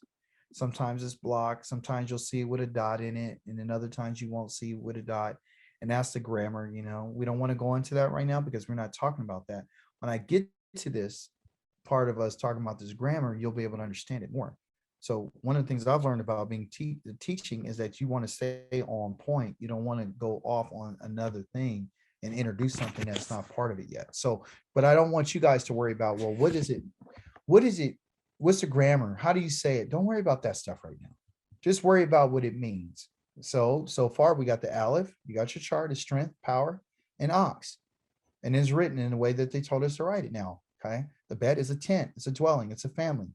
It means in or with or whatever, grammar, whatever, no problem. You hit that a little bit, move on. It means giving, got some words of understanding and so forth. And so you can see some connections.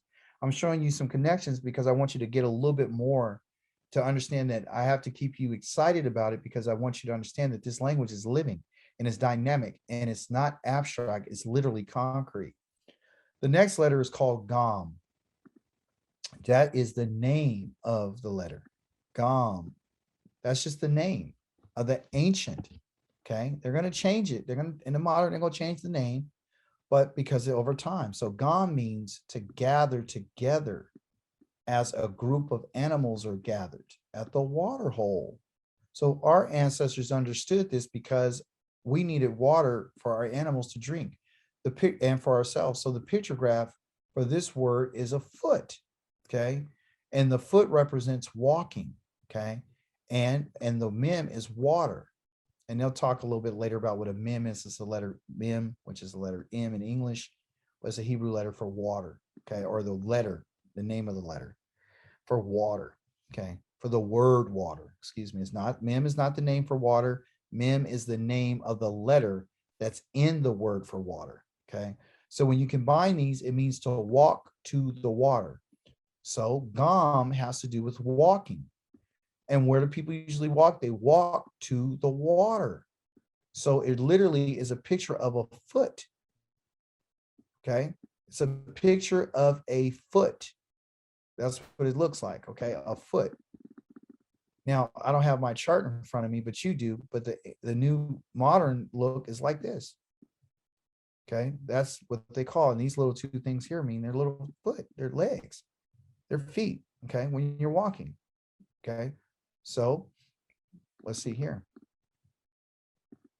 It talks about, and here is the modern name of it. The modern name is called a Gimel. Okay. Gimel or Gimel. Gimel, depending on how you say it, doesn't matter. Gimel. Okay. Gimel. And it has to do with a foot. And it means to travel. It means walking because you walk with your feet. You travel with your feet. You walk with it. But it also has this other meaning, which is called the growth. Okay. It has to do with growth. And I'll tell you why. Okay. Growth meaning to wean like a weaned child off the breast. Okay. And development. Okay. The reason why this word gimel, or this word gimel, has to do with this idea of a foot, and a foot is to walk and travel. Generally, children begin to walk when they're weaned off the breast sometimes. Okay, that's when it's called maturity. They're able to walk on their own. They're able to think for themselves. Development in Hebrew means to be independent. Independent. Okay. Independent. Oh, I spelled that right. Independent. Okay. So being independent, meaning like you're mature. Weaning means maturity. Developed. You're ready to go on your own. You're able to do your thing. Okay. You're able to you travel on your own. You're able to walk the life. Generally, independence and development means that, you raise your child to a certain point and they become a young adult. You have equipped them so they can go literally travel and walk on their own. They begin to walk their life and take their journey on their own. So you'll see a lot of words that have to do with this letter Gamil. One of the words is called Gadol. Okay, and I'll spell it here for us. Well, I don't like that color because I can't see it. There's a word called greatness or great, and it's called Gadol. Gadol. Okay, and so what do you see here? Their first letter is a G right here, and it's called a Gamel. That's the first letter in this word. Okay, the next one is a Dalet, which we'll go over what that letter is, and then there's a next letter. Forget about these vowels. They're just there to sound the word. Don't worry about them, okay? Because in Hebrew, we're talking about what? Roots. So the foot is used for traveling and walking. It also has the idea of weaning, okay? You become great when you're weaned. You become mature when you're able to walk on your own. That's when a person be able to take care of themselves. They also have this word, I believe, too, for, I forgot the word, but it'll come to me. You got to bring a person to a point where they can be independent and they can walk on their own. They can handle the load. Okay. Just like these camels, the name for a camel in Hebrew is called a gamil. That's the name of the actual camel. It's called a gimel or a gamal, excuse me. Gamal. Gamal means camel. With the idea of what? Foot, travel, walking, development, maturity.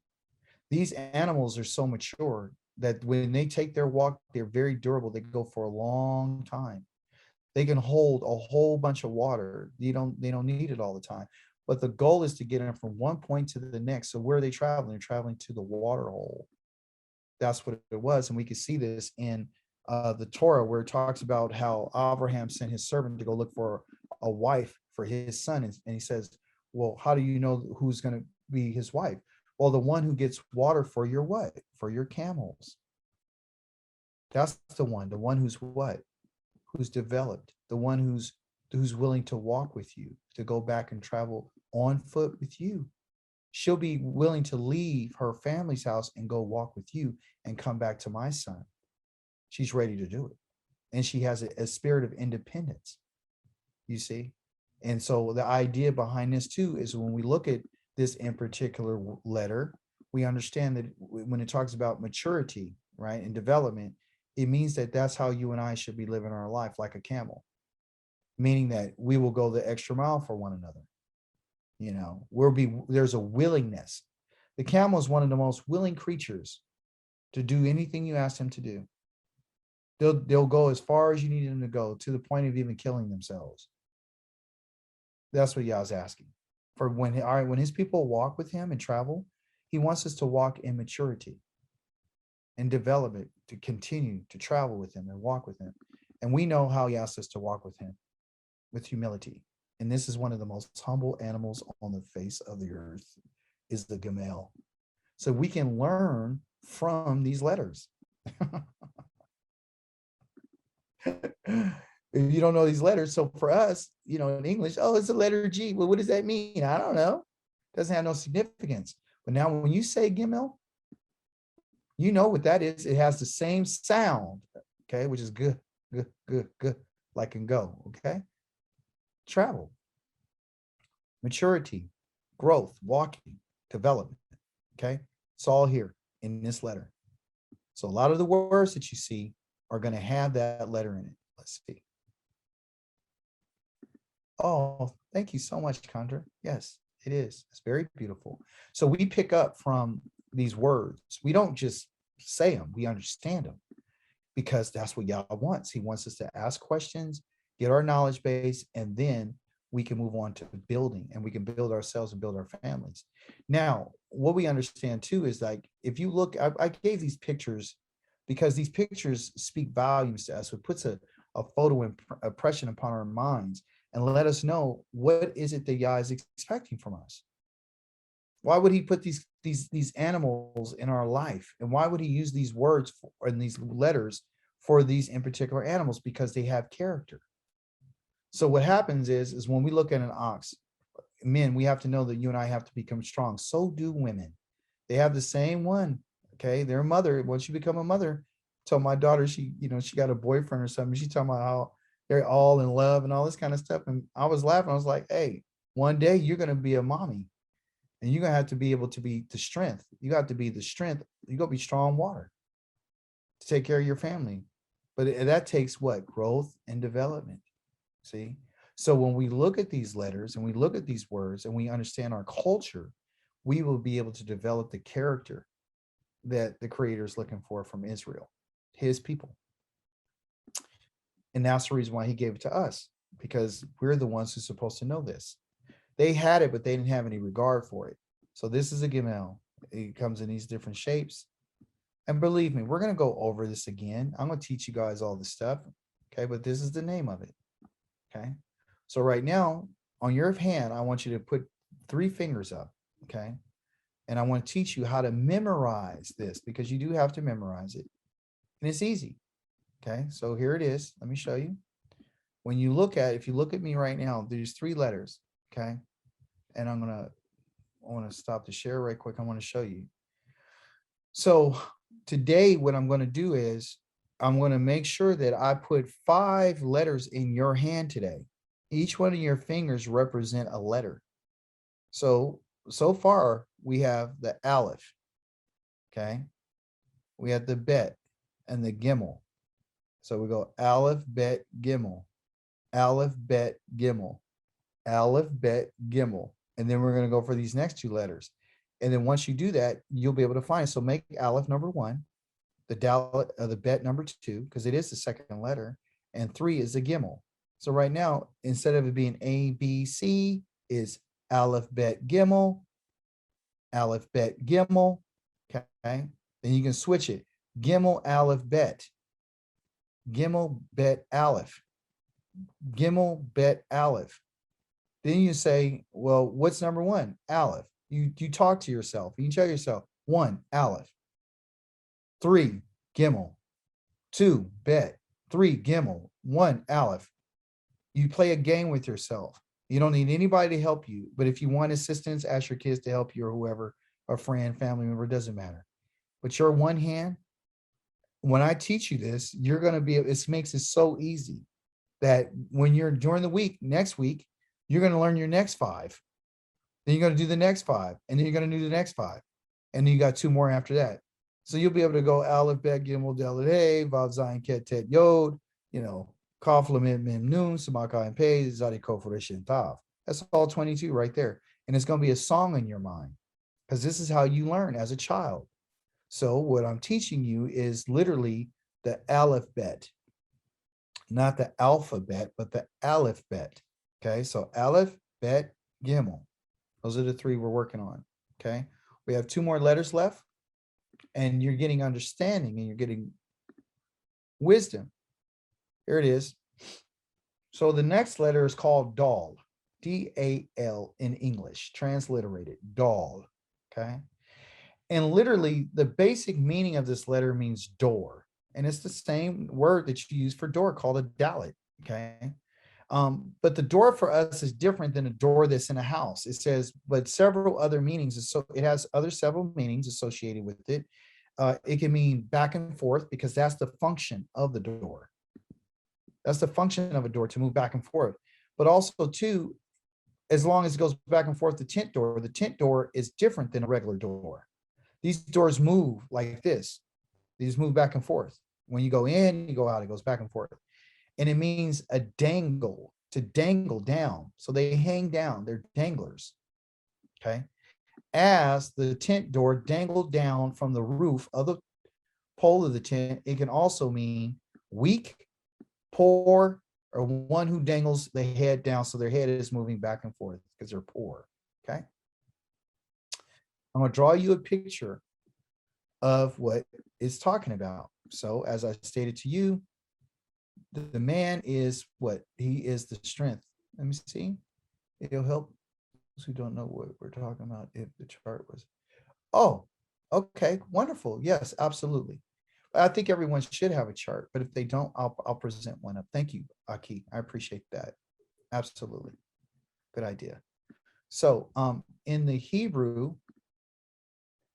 I'm going to draw this tent again. So here's the tent pole, which is the father. He's the strength, right? And off of that tent pole that hangs up there, there is the tent, which is right here. He holds everything up, okay? Here's the tent, right? And inside that tent, here's it, okay? There's tent doors. So I'm going to put the doors in a different color. So just say this is the tent door. And then on the other side, they got the tent door too. Okay, over here. All right, these two doors. And in between those two tent doors, it's just an opening. Just, you know, it kind of it's opened up. They could just swing open, but they dangle. Okay, they're hooked up here at the top and they dangle down. Okay. Now I'm going to show you. So they're called they dangle from the top of the tent. Okay, they dangling. Okay. The same word that means for danglers, for the dalit, that's the letter. This is what it looks like. The dal, ancient Hebrew, and then they call it dalit, which is the modern name. And I'm going to show you that picture just a second. These two danglers, there are two of them. There's two of them. And they just dangle and they move side to side to side to side. We go in and out, in and out and out. Okay. The name for breast is called Shaddad. Okay, breast. I want you to understand why I'm mentioning this. I'm mentioning this because I want you to see the glory of the Creator in it. Okay. Because we've been taught wrong. The Creator calls himself and known by El Shaddai.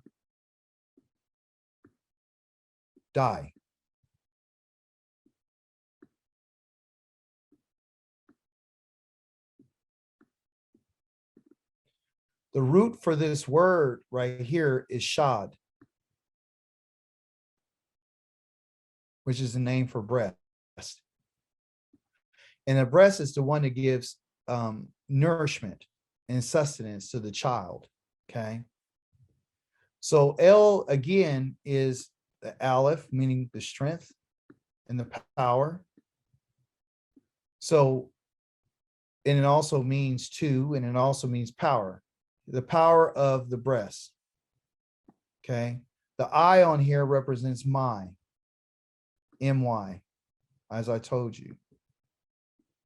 So El is the power. He's the power of my breast. He's the sustainer. Okay. When a child is brought to his mother's breast, is there to be nourished and to be taken care of. The Holy One of Israel calls himself El Shaddai because he's saying that you and I should come to him to get the sustenance that we need. When a crying child cries out to its mother, she begins to lactate and be able to give the milk to the child. When Israel cries out to Yah, Yah hears that child and embraces them and puts them at the bosom. Okay. And what he's saying is not that Yah has breast, but he uses the breast to give you the concept and the idea about his caring as a parent. Okay. So what he's saying is that the breast is used as two danglers to this tent. Okay. The two danglers on the tent is like a woman. The woman is a daughter. She's the tent. She's the one who what helps builds the family. So again, I'm showing you the connection between everything. The women hold the breast. They're the sustainers of the family. See? That's what this means. So anytime that a man sees a breast, or if a woman wants to understand what her breast means, she's directly connected to El Shaddai. Because again, when he made the woman, he said that she's a what? She's an Azer. And the Azer is a helper, a sustainer. That's what she does. So he's trying to show us how he's connected through us and how he's made us into these and give us these different things and these different parts of us that reflect the beauty of him. But it's all been taken and contaminated and what you would call perverted. I wanted to show this to you so you can have a different mindset. That's the mindset of the Hebrew. The two danglers are the ones of the two tent doors. Okay. Just some information. So the Dalit, because that is now the modern name. The ancient is Dal, but the modern is Dalit. Dal, ancient, and then they put this ET on to make it Dalit. It actually has a name for door. It means to dangle, a tent door. The function is to move back and forth, and it also has movement. That's the function. You see? So we're looking at function. We're looking at what does it do and how does it do it? Okay, doors go back and forth. Okay. So in this, let me see if I can pull it up. Aki wanted me to do that. I want to make sure I honor what I asked him or said I would do, which is to bring up the picture of the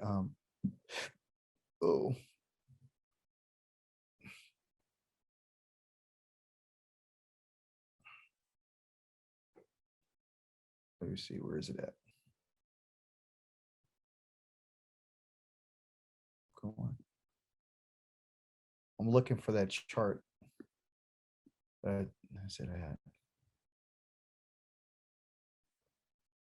A lot of information. Oh, forgive me for not having the chart up. I wanted to show it because Aki said, it'd be good to show the people what you're talking about. All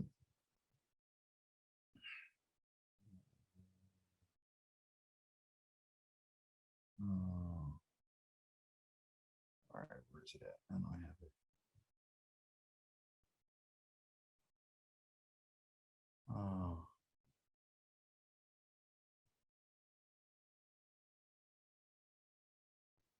Aki, I'm having a hard time finding that chart because I have so many files in here. I'm sorry, I wanted to show it to the class as you stated, because it would be good for them to see it if they didn't have it.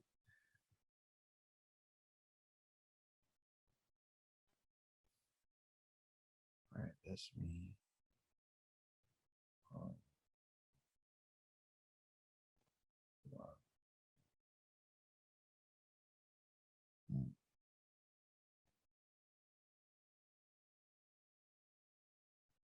Come on. Oh, here it is. There you go. All right. Perfect. All right, pull it up. Yeah, here you go. Oh boy. Gotta stop it. Go in here. Get it. Afro-Asiatic. Okay, here you go. All right, so what I'm talking about now, and I thank Aki for bringing this to my attention. I want to show you that in the ancient, what it looked like. Okay, so what we have here is we're on our fourth letter, which is this one.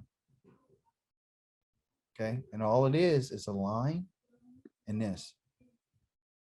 And it's called a dal, where it's representative. The sound of a D is what it look like in its paleo, middle to late.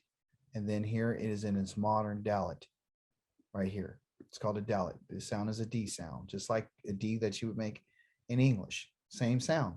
Okay. So this is what it looked like though. That's what it looks like. And then they say, oh, let's change it from that and go to this. Oh, then we'll go from here and we're going to go to this now. Because the time we're in, oh, now we're going to go to here and we stopped. So I don't think it's going to change anytime soon. All right. So that's what we want to talk about. This in particular one, the tent door. Okay. Let's go here now, go back. So that has to do with the idea of a tent door. Ancient. Okay. Modern, just this letter, Dalit. Okay. Any questions? It'd be easy to remember because the first letter has to do with the first letter of door, the first letter of dangler. Okay. That's what it has to do with. So as you can see right here, I got a picture of it where they were using, different things and cloths and materials that would hold the door. These are just dangle from these top of these poles here, and they would leave it open and they'd walk right in to the tent. And this here, again, as the tent is what? The bet. Okay. Then you see this, then you see the tent pole, which is the what? It's the aleph. You see? So now so far you can see that everything that we've gone over so far has to do with what? It has to do with this tent. It has to do with the agriculture. It has to do with now what? Then when they would leave, they would walk and they would go on their camels, or they would go where they needed to go get the gimel to travel to the water. You understand? And now we're talking about the tent door, which is the dalit, the swinging danglers. Okay. The dalit, the entrance and the movement, because it moved back and forth. Dangler. It's a door. Okay. You guys got that? Any questions?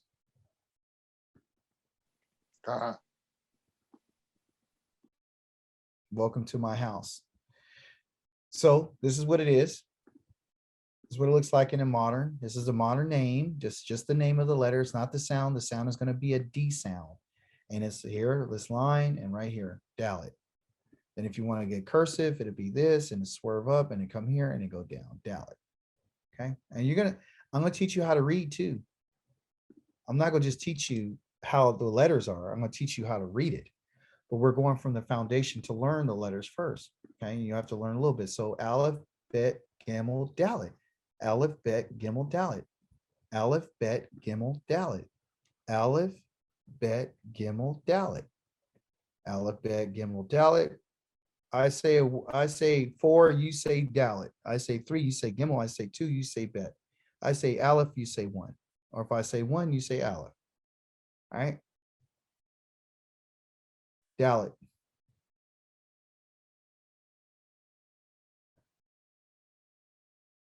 Three. 4. It's 4. Put up 4 fingers, because that's the 4th finger you're gonna be looking at when you put up your 4 fingers. It's that 4th finger, whatever 4th finger you want. That's the 4th letter. 3. Gimel. Gimel. 2. Bet. 1. Aleph. Aleph. 1, Yeah, Gimel. 2, 4. 3, Dalit. Dalit. 4, 4. Gimel. Gimel. 3, Gimel. 3, 2. Bet. 1. Aleph. Aleph. Okay, so now you get the game, right? Right. So that's what I want you to do during this week. You should have this down like today, like tomorrow, but you got to continue to say it for at least 7 days so you can put it in your mind. And you go back and forth and you make the numbers just change all the time. But you stay within the first 5 and you'll be fine. Because then after you move there, you're going to go Aleph, Bet, Gimel, Dalet, Hey. You're going to be singing it. And then you go from there. And then you go learn the next one. Then you go, Vav, Zai, and Ket, Ted, Yo. And you go be like, what? And people are like, like, yeah, blah, blah, blah, blah, blah, blah, blah, blah, blah. You're going to be hitting it. but you got to do things in pieces. See, one of the reasons why I learned this language, because I went to Ashkenazi university or their Kabad and try to get them. They had Hebrew classes and I wanted to be part of them. They told me no. This is like 8 years ago. And they said no. And it made me so angry that I said, you know what? I'm going to learn this language myself. And I did. I learned all of it. I'm learning the grammar. I'm learning it all because I wanted to know, because it's my culture. So I want to know. So I practiced it and I taught myself everything I'm teaching you. Why do you think they didn't want to teach you? Because it's Afro-Asiatic and because it's power. If you notice, if you look at any of their websites, they're always in class. They're always learning. Our people are the ones sitting back and watching TV.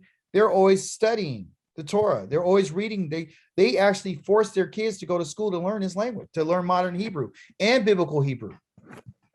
They teach them. They read their prayers are in biblical Hebrew. They're not in modern Hebrew. You see? So when it comes down to it, they don't want us to know. If you would find out what this means and you study these charts, because they're not, by the way, the way that we're studying, they're not studying like how you and I are studying. They're not, what you're getting right now, they're not giving it. They're not giving it. They're not going to teach us what we're learning here. The teaching that we have, and I'm not kidding, is telling you that this is from the Holy One of Israel. He's the one who taught me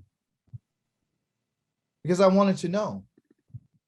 You understand? So what I'm saying to you is they don't want you to know this, because if you know this, you see it? You guys see this? Yeah. If you know this, if you know how to read this right here, if you start reading right here and you go ha-adama, you know that means that land. Okay, at the piha of your mouth, the ulavala at the otam. Okay, he's telling how they're going to be destroyed. Okay, so he tells us, la de bear, and he spoke to all these words, the ha'ele, all these words, hadavarim, right here. Okay, so you'll be able to read this and understand what it means, but not only read it and understand it, but when you look at something like, let me see. Oh, when you look at this word call right here, you'll say, oh, that's call. Well, what does call mean? I'll put it over here, K-A-L.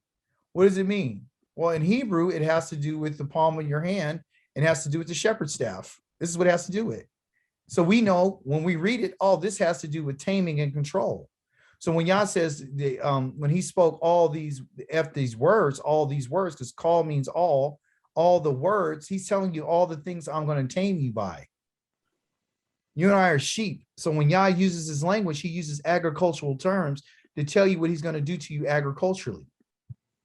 Because everything that he's done is connected to agriculture. Everything he's created is directly connected to the earth and the sea and the waters and the streams and the birds and the air and the trees and the fruit and everything. He says, when I'm going to punish you with 4 great sore judgments, they're famine, right? Pestilence, wild beasts, right? I said famine and the sword. That's all that's in there. It's all physical. You understand? So they don't want us to read this because this is power. This is power. This is power. And you're going to learn this. I'm going to teach it to you. You're going to get it. Don't worry. That's the reason why they didn't want to show it to us, because it's powerful. Okay. Which brings me to our final letter of today, because your brain can only take so much. Okay. The next letter is called hey, like, hey, hey, what's up? Hey, that's the next letter is called a hey. Okay. I'm gonna write it out for us so we'll know what it looks like. The letter hey looks like this. It's a line down, it's a line across, and here. There's a gap right here that you can see. It's not connected. So it doesn't look like this. It's not connected. That's connected. That's a different letter. I don't want to talk about that right now. I just want you to remember what this letter looks like.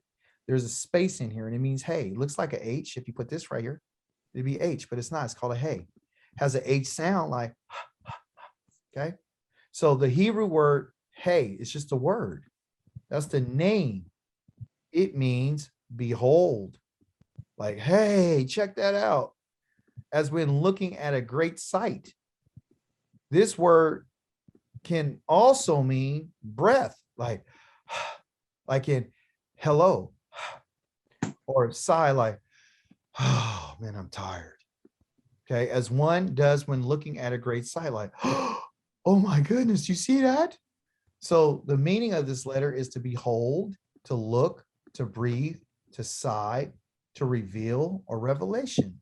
Something makes you go, oh, okay. The idea of revealing a great sight by pointing it out. You got to look at it. That's why it's called behold, because behold has to do with what? Your eyes. Look at that. You're using your eyes. You understand? Because the Hebrew language is one is what? Active, it's living. Okay. And the reason why you go is because you took your breath, it takes your breath away. When they see that fire coming out in that cloud and that dark, you understand? They behold, when they say behold, behold, behold, that means you better pay attention. So I got Aleph, Bet, Gimel, Dalet, Hey, and Hey is number 5. It's your 5th finger on your hand. Aleph, Bet, Gimel, Dalet, Hey. Hey is 5. Hey. You can remember hey by going what? Hey, what's up? And you clap people. Hey, what's happening? Put your hand up. We're a very active people. We're very personal people. Okay. So we make things happen. We remember things that way. Hey, what's up? Right? Remember, hey. So hey here is to behold, sigh, breath, okay? Look with your eyes at a great sight. And when you look at something of great significance, you're directing your eyes to the things that you see in the heavens. That's why Yah is always using the word hey for behold. He said, Abraham, he said, Hine, Hine. Hine means behold. Okay. Hine. You hear the hey in there? Hine. Hine means to behold. Look, I'm here. Behold, I'm here. That's what he said. Okay. So you got your hands, you're looking out at this great sight with your eyes, this part of your body. You got these yadims, which are yadims, your hands, just going, oh my goodness, look at this. It's breathtaking when you see the glory of Yah. You understand? So here it is. It means, hey. And this is the letter. Down one line. And here. Hey. Cursive. Hey. Aleph, Bet, Gimel, Dalet, hey. Aleph, Bet, Gimel, Dalet, hey. Aleph, Bet, Gimel, Dalet, hey. Hey. Aleph, Bet, Gimel, Dalet. I don't care how you gotta remember. Hey. You hear me? Hey. Because you go be doing all kind of songs and you go put it together. You go be on it. Let me show you where I wanted to take you.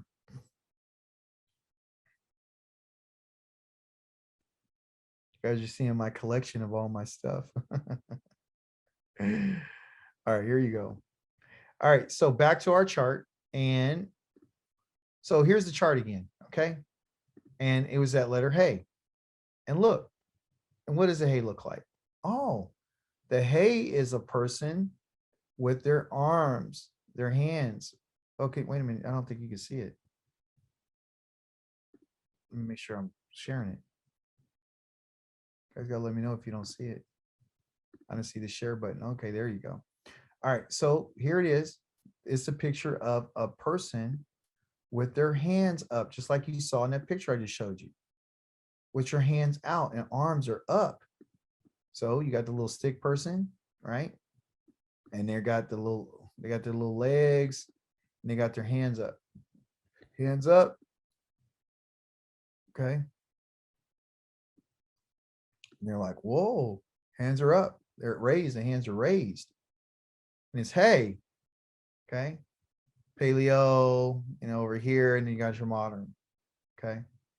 It's the H. sound. That's what it is. It's the H sound or the E sound. Okay. And I'll tell you about this H and the E and this W and the O and all these other things. They're not letting you know that there's different. Well, they are letting you know there's different sounds, but I have to explain that's grammatical things that I don't want to get into right now because you're not ready for that. All we know now is that it's raised hands, like hey. So remember that picture of this dude with his hands raised, hey. So Aleph, Bet, Gimel, Dalet, hey. Ancient is this, all Bet, Gom, Dal, hey. But we have it as modern because we're interested in the modern. Aleph, Bet, Gimel, Dalet, hey. So each of these have a number. That's the first one. This is the second one. This is the third. This is the fourth. This is the fifth. So you have a hand and you got to remember that. First finger, Aleph, Bet, Gimel, Dalet, hey. Aleph, Bet, Gimel, Dalet, hey. I don't care what you got to do. Say it backwards. Hey, Dalet, Gimel, Bet, Aleph. 3, 2, 1. Make a combination. Whatever you got to do, you got 5 fingers, use them, right? Don't worry necessarily about what these are because you won't see these often. You will never see these. What you're going to see is these. This is what you're going to see. And I'm going to show you more of that later. Right now, today, you were able to find out what the names of these letters are, the first 5 of them, what they mean, and how do they work? How do they function? Okay, so that's your lesson today. Your brain is going to love this stuff. Okay, you're really going to enjoy it. You're really going to love it. Anyone have any questions? Man, this was awesome. Yeah, it's enough to marinate on and to think about. You know, be excited about it because more is coming. You guys are just in right now. We're taking little baby steps, and then once you get to the 5, you're going to go to the next 5. Then you're going to go to the next 5. Then you're going to go to the next 5. But do you see if we do it the right way, your foundation is not being built on, okay, here's the letter, here's the next one. Okay, this is no. I will never do that to anybody. What I want you to do is I want you to understand why you're doing what you're doing. I want you to understand the function of it. Because if you don't know how it functions, then it's going to be difficult for us. It'll be very difficult for us to understand what the creator's saying. That's the only reason why you're learning this language, is to find out what does he say to the prophets and what does he say to Israel. Anything else, and what he said to King David and what David said to him. Anything else? Like I always question, well, the other testaments, they're written in Greek and all this. They never talk about this. There's no other books that Yah spoke in. He only spoke in the Torah, in the Tanakh, by the prophets. So the only voice that we should be listening to is his voice. Anybody else's voice? It's too critical right now for us to be listening to anybody else. Things are really, they're going to be bad for people because they don't know, they don't read the Torah, so they don't know what it says. They just want to be the people. I just want to be Hebrew and have some Hebrew sprinkles, and I want to look Hebrew and do some Hebrew things, but I never really want to know what is the language and what did it say? What did the creator say? I would rather listen to what the Europeans had said, and then I'll believe what they said. I could show you multiple scriptures in the English that contradict in their translations what the creator said. For example, in the book of Deuteronomy, chapter number 5, they said that he said, I wish that they always had a heart like this. The creator's never wished anything. That just made him into a wishful thinker. Yah does never wish about anything. Either it is or it's not. That actual text reads this way: who would give their heart to me to fear me? Not I wish that they would have a heart. The proper translation of that is who, which is an interrogative, which is a question asking which one of these individuals will give their heart to me to fear me. And that's the question that he asks us today. It's not I wish that they had a heart. That downplays who he is. You see, even when he spoke from the mountain, it said, he spoke, and they got scared. He didn't speak to them. He yelled at them forcefully. You see, He wasn't talking nicely, like, hi, I am Yahweh, and this la la la. No, no, no, no. When he spoke, it scared the daylights out of them. They couldn't handle it. And then he uses that same word when talks about the way that it was said to them, that that's how you're supposed to teach your children. You're supposed to yell at your kids? No, he's saying you need to speak with intensity. When you talk you talk forcefully to them. It's not a recommendation. It's not a suggestion. And if you don't do that, they're going to fail and they're going to die. Because everything for us has to do with life. Because they're the words of the living Elohim. And if we don't do what he said, you're guaranteed you're going to be put to death. You're going to die. Because that's the deal that we made. We made the deal that you will be our Elohim and we will be your people. We will do what you say. And the moment that we break that deal, that's it. So it's demanded. It's not suggested. And you and I will do what he says. Now, if everything is riding on whether or not we would do what he says, don't you think it's important, as you say, Aki, that you would know what he said and who he said it to and how he said it so you can better understand it? So when you pass on the message, you'll be clear about what he's talking about. Because if any one of us ever says something that he did not say, I'm going to hold you responsible for what you said about me. Even if you said it in error, I'm still going to hold you responsible. Because I am a righteous judge. I don't let you say things and say, oh, I made a mistake. No, you go pay for that.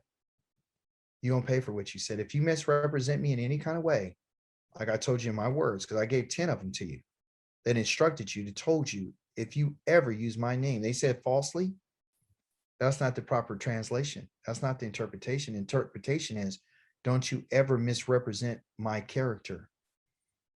Because if you do that, I'm not going to let you go. I'm not going to hold that person guiltless. You're going to be guilty. And whatever he's going to do to us is what he's going to do to us. But just be mindful that you would want to know what he said.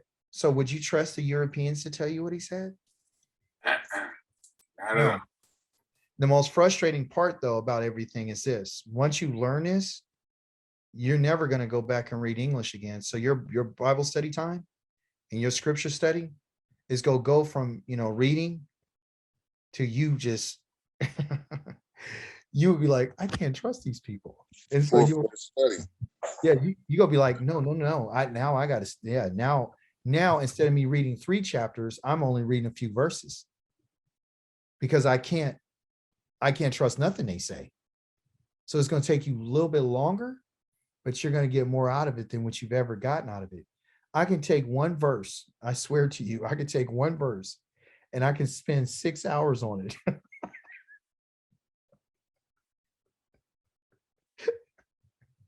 Because in that one verse, Yah tells you about how much power he has.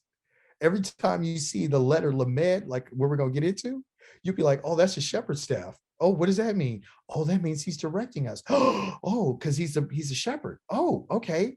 So why is he leading me here? And then you go back and ask the other question. Well, where does this root come from? And over time, you start building your vocabulary and you be looking at words and you'll start reading. You'll be like, whoa, wait a minute.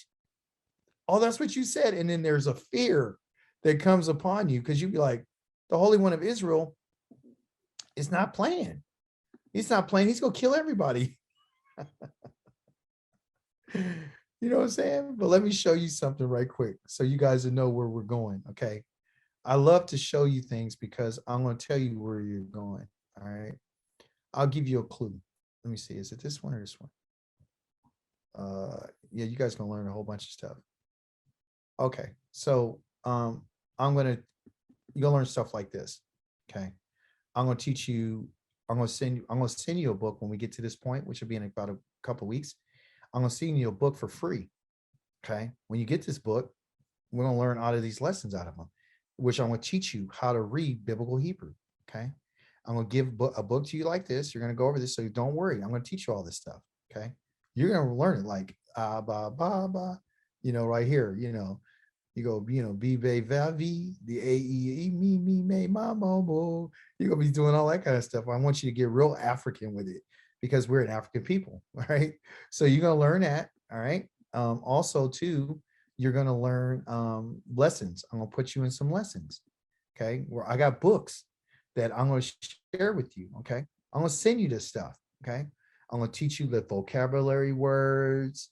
You're gonna know how to say man, woman, father. You already know how to do father now. Av, aim, Bane. I'm gonna teach you what these little dots mean, all kind of stuff. He went to, there's L2, right? You'll learn this. I'm gonna teach you about that, right? That is the same word for all, meaning Elohim, but this they use it as a preposition meaning in a direction. But why is it a direction? Because they're using a shepherd staff. You know what I'm saying? Like word I just told you about, call means all and every. You're gonna learn that. And Gam also, continuing on. Brother, Ak, he said, sister, daughter, all that kind of stuff. Bot, Bane, son. You'll learn all those things. Once you learn that, right, we're gonna go to our next one. I'm going to take that stuff and I'm going to show you how it's used. I'm going to tell you about the rules of Hebrew, about nouns and how it's used and all that kind of stuff. So we're going to start off with rule number 1. We're going to go rule 2. There's like 30 rules but don't worry about remembering them because over time, you're just going to develop them. All right. So that's going to happen. All right. And then at the end of the day or end of your lesson, at the end of each one of your lessons, they're going to say, hey, please translate the following into a sentence. Haisha Mar El Isha. And I'm going to say, okay, what does this mean? And you'll know exactly what this means. You'll know exactly what it means. And why are you doing this? You're not doing it so you can have a conversation with each other in a sense. You're going to be able to do this because when you read the Hebrew text, you'll be able to read this and know exactly who's saying it and who's is saying it to. You'll know the verbs, you know the nouns, you know the prepositions. You're going to know all that. Haisha Mar El Haish. You're going to be able to sing it. Whatever it takes, you're going to get it. You're going to have fun with it. You're going to put it to music. You understand? And that's what is going to happen. I'm going to teach you how to put it to music because we're a musical people. So you'll be able to do it. Okay. So then you'll be able to answer those questions. That's what I'm going to teach you. I'm going to teach you everything that I know. Everything. I ain't going to leave nothing out. Okay. And it's easy. It just takes time. Why? Because right now you're putting in the roots into the ground. Why? Because you wanted the tree to grow or the flower to grow. It has to be with the roots. So that's why we're starting in the roots. So I can show you the basis of where it comes from and how does it work. Okay. So that's the end of my lesson today. Hope you enjoyed it. All praises. Okay. All praises to the Most High. I do have a question. What about the stiff-necked brothers, man, who try to use Isaiah 28, verse 11, who basically trying to say that we don't have to learn the ancient Hebrew? Oh, they use what verse do they use? Let's bring it up. Let's have some fun right quick. So Isaiah, right, Isaiah 28, verse 11. Okay, so let's bring it up. And these are our stiff-necked brothers, right? All right, so let's look at it. We're not going to look at it in English, right? We don't want to do ourselves a disservice. So forget about English. We're going to go to the Hebrew. And we're going to go, and I always mess with them because they say, oh, line upon line, precept upon precept. Here a little, there a little. They don't even know they don't even know what we're talking about. Actually, the creator's insulting us when he says that. I hope you guys understand that. When you say line upon line, precept upon precept, it's really zav lazav, kav lakav, zayir sham. And what that is like zav means commandment. So commandment upon commandment, not line upon line, commandment. Okay. So are they looking at the commandments?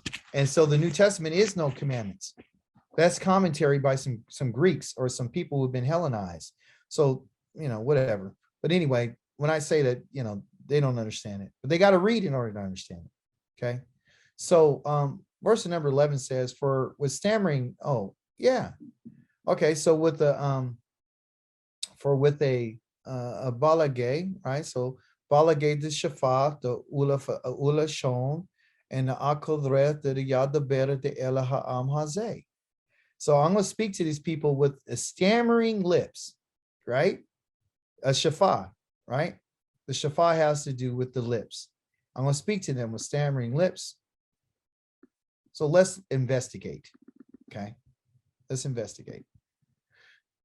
Well, keep this in mind too, by the way. The Yah says, when I bring you back to the land, I'm going to bring you back to what? I'm going to bring you to, and I'm going to give you what? A pure tongue. I'm going to give you a pure tongue when you come back, okay? But this word right here, in terms of what it means, let's find out what it means. Stammering. Oh, okay. Mocking. See, that's heavy. That's heavy, man. Okay. I'm going to, like I told, did I just tell you this before I even clicked on here that Yah's mocking them? Yep. Okay. So this word mocking comes from this word la'ak, right? So when we look at la'ak, look, that means, when someone's talking, you go, you say when someone, you know how you used to get mad at somebody, you be making fun of them, and they say something like, you go, right? Right, to, right. to deride someone or to mock them, to literally make fun of them, to scoff at them. Look, to laugh and to mock them. That's what you're doing. You're scoffing at them. You're laughing, you're jeering, you're like, ah. All right, so that's what we get from that definition, right, from the Strongs. But listen, I'm going to show you in the Hebrew lexicon where this word actually comes from too, so we can get an idea why it's saying stammering. Why did it say jeering? Why does it say that? So the only way you can find that out is if you go to the ancient Hebrew lexicon, which I have. So when I look at a word, I might look it up here, but this is not good enough. I'll go deeper. I'll go to Isaiah 28, and I'm going to find a code, because there's a code number that I'm going to find in 28, and I'm going to push verse number 11, and I'm going to go to stammering was 3934, which they have here. That is the Strong's number that they're using, I'm presuming, which is true. Let's see if it's true. Yeah, it's 3932, okay? But it is 3932 from 3934. So I'm going to press on that. I'm going to find out what this is. And it is 2313 in the ancient Hebrew lexicon. So let me find a 23. See how our studying it has to go? All right.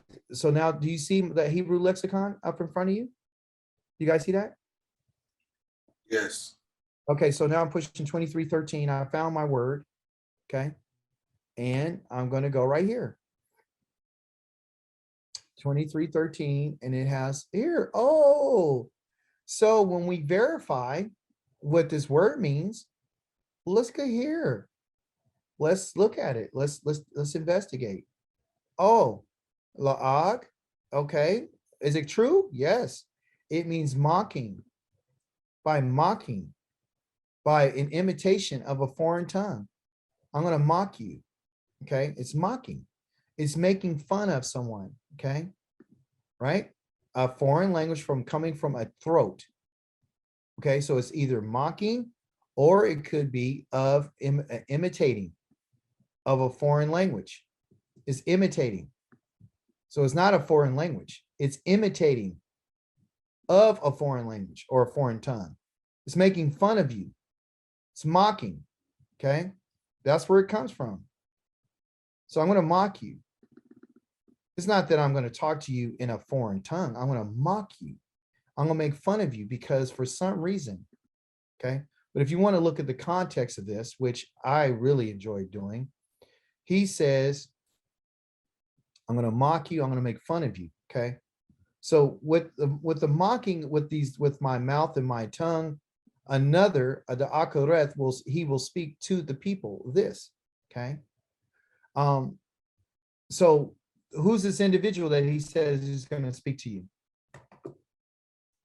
This is the Most High saying is what he's going to tell Israel. No. There's somebody who's going to come that's going to talk to them and make fun of them. Yah has made fun of them too, though. But what I'm going to show you is this. If we continue to read, All right. Without having to go into the Hebrew in it, because I already know what it says, but I'll read it in English for you. Because I've read this verse and I know what it's saying. That's why I'm confident enough to go to the English without worrying about, well, I don't want to make a mistake. I know that Yah's mocking them. He's mocking them, but also too, he's going to use someone else to mock them. That's why he's mocking them. He's mocking them because he's sending someone else to mock them in their own language. Watch this. Elijah? No, Elijah. No, he's sending an enemy against them. Okay. All right. So listen what he says in context. Woe to the haughty crown of Ephraim's drunks. Why are they drunk? Because they like to get drunk. The fading flower of his proud splendor located at the head, which is the rich valley belonging to the people overcome by wine. So everyone there is an alcoholic. This is what he's saying. Yahweh has someone strong and powerful. That's the next verse. Listen. Yahweh has someone strong and powerful. Remember, he has someone who's strong and he has someone who's powerful. And he's going to come like a hailstorm. And it's going to be a destructive tempest, like a flood of water rushing and overwhelming. That's what this individual is going to be like. Okay. And who is he talking to? He's talking to Ephraim, talking to Samaria. He said with his hand, he's going to hurl them to the ground. Hurl who to the ground? Ephraim, the one who holds the crown. Okay.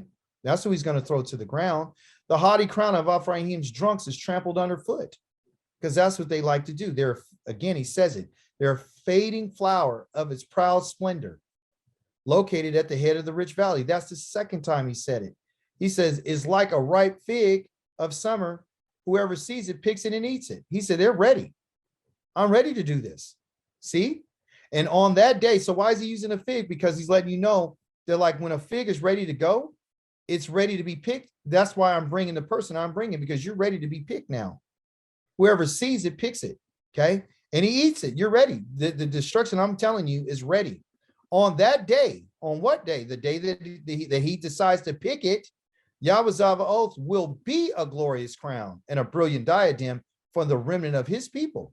Listen to this. He will also be a spirit of justice, and whoever sits as a judge and a source of strength for those repelling enemy attacks at the gate. But there are others that are what? They're reeling from their wine. They're staggering because of strong liquor. Because remember, I told you, Ephraim is about getting drunk and messing with whores and old wine like they do with women. That's what he says. Okay. And he says the Kohen and the prophet are reeling from strong liquor. So our leadership, which are these individuals, are what? They're drunk. Do you remember one of the Torah commands? And Yah says in the commandment that a priest and a prophet are not to approach him while they're drinking strong liquor, because when you drink liquor, it messes up your thinking. So these people right here are reeling from alcohol. They're drinking. They're confused by wine. And because they're confused by wine, they're led astray by strong liquor. They err in their visions and they stumble when they're judging, because the people that are judging are the Kohanim. The people that are having visions are the prophets. Right, because there is law that the Levites are not supposed to be drinking. They can't drink. They can't drink wine. No, the Kohanim are not allowed to drink while they're in the service, Yah. They can't drink because it messes up your judgment. They're supposed to be judging people and giving righteous judgment. When you're inebriated, you cannot make a proper judgment physically. You understand? So he said they err in their visions. They make mistakes. He says all tables are covered with vomit and feces. They're that drunk. Not a single place is clean. Okay. He says, listen to this. Now, this is where he gets into the mocking. He says, can no one be taught anything? Can no one understand what? Understand the message? What message? One must teach barely weaned toddlers, babies taken just off from the breast, going back to our shots, right? We talked about, so that, listen, he's talking about teaching. He's talking about understanding the message. He's asking, can anyone be taught anything? That's what he's asking. Can anyone teach you while you're drunk? Can anyone teach you while they're staggering all over the place? Can anybody understand a vision or a message That's the message. The message is coming from the prophet. The teaching is coming from the Kohanim, the priest. But because they're drunk and they're in feces and alcohol, they can't teach anybody anything. So he's about to mock them. He says, must one teach barely weaned toddlers and babies just taken from the breast? Why is he mentioning this? And he says, using a what? A nursery rhyme. Here's the nursery rhyme. Zav la zav, zav la zav, kav la kav, kav la kav, zair sham, zav la zav, zav. So he's saying to them, these people are drunk and they don't have the ability to teach my people. They can't even tell them a vision. And because of that, I have to now present them, because they're so stupid, that I have to talk to them in this way, in a nursery rhyme. Zav la zav, kav la kav, kav la kav. Zair sham. It doesn't mean precept, by the way. And I'll show it to you. It doesn't mean precept. They put that there. That's why our people are dumb enough to say, oh, precept. Right, it's commandment upon commandment. It's So commandment. is literally going in on these brothers that be on these corners yelling. Yes, he's saying to them, he has to, Yahweh, his word, Yahweh has to give them commandment. Zav, a command, by command, because they're like children. Zav, you got to be taught like this now, because I can't trust you. It's a command. A zav is a command. It's not a precept by precept. So when they talk about precept by precept, are they going commandment by commandment? Y'all saying, I got to take you like a little infant now, and I got to tell you all over again, okay, no drinking while you enter the tabernacle. Zav la zav is of commandment by commandment, commandment for commandment. What is lakav lakav, line and line? So what I'm saying to you is, and here is Sham, and Zaire is a little. So what is he saying? Let me show you. Because remember, our text was written in the scrolls. They weren't written like you see right here. They were written in a scroll.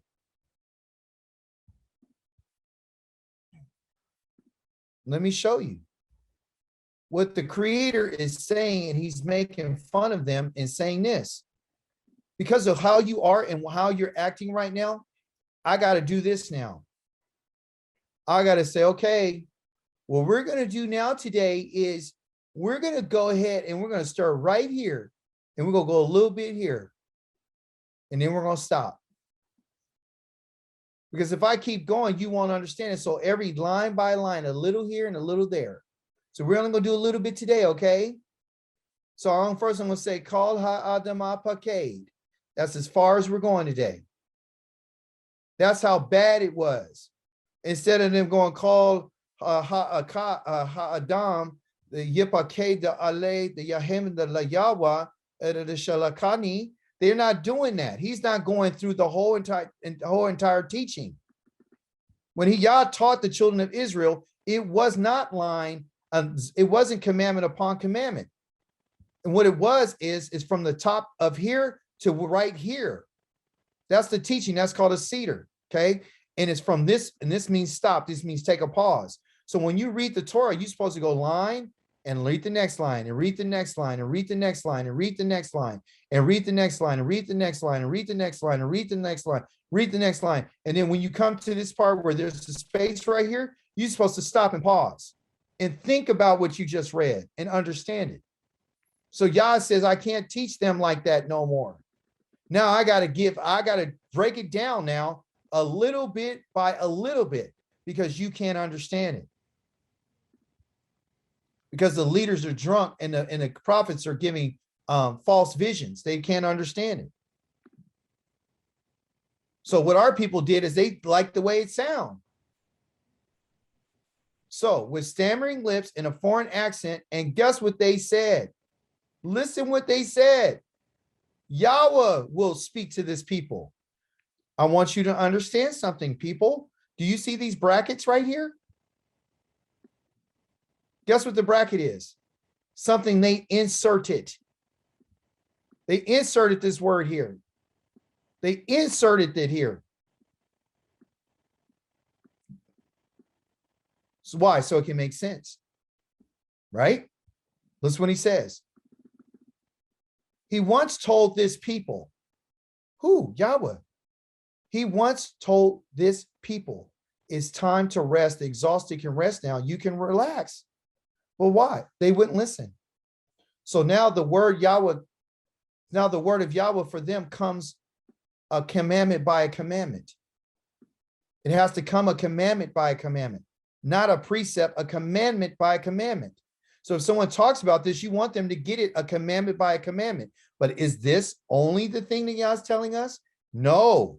He's telling them, listen, because I got to teach you this way, a commandment by command, a little line by line, and a little here, just a little bit, not much. It's going to take longer for you to get it. So in reference to what he's talking about, I brought him to a place and told him his rest and time to relax. Now there's no time to relax because they still don't understand. You only could come to rest when you understand it.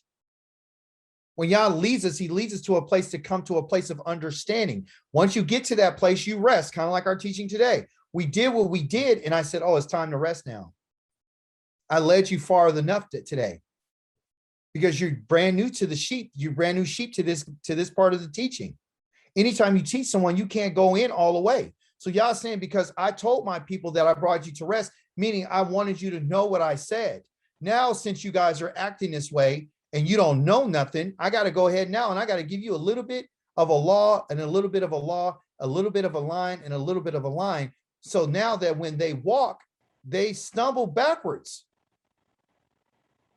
This is not a compliment. Why are they stumbling backwards? And they're broken and trapped and captured because of this. They're always going backwards. Listen what it says. So now the word of Yahweh for them comes, let's put it in its proper context.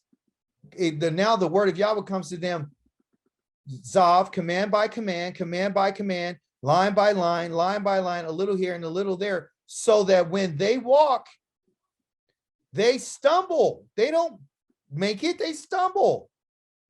So when our brothers are out there talking about line and line and precept upon precept, guess what they're doing? When they are walking, they are stumbling backwards. And they're broken, and they're trapped, and they're captured. Why? Because they're not getting the full message. That's the reason why. It's not good. This line by line and command by commandment is not good. Line by line is not good. A little here, it's not good. Because if it was good, it would not, when they would walk, they would not stumble, but they are stumbling. And they are broken and they're trapped and they're captured because Yah is about to tell them why this happened. Why does this line by line and this precept by precept and a little here and a little there happen? Because the Kohanim and the prophets are the ones who are teaching people what? What are they doing? Look at the context. They are stammering and they are staggering because of strong liquor and they're confused. That's context. So that's why they're going to get this command by command. Now, so with stammering lips, he said that. So now he told them it comes this way, right? So now they're broken and they're captured because of this. Now Yah tells them, so listen to the word of Yahweh. You scoffers composing taunts for this people in Yerushalayim.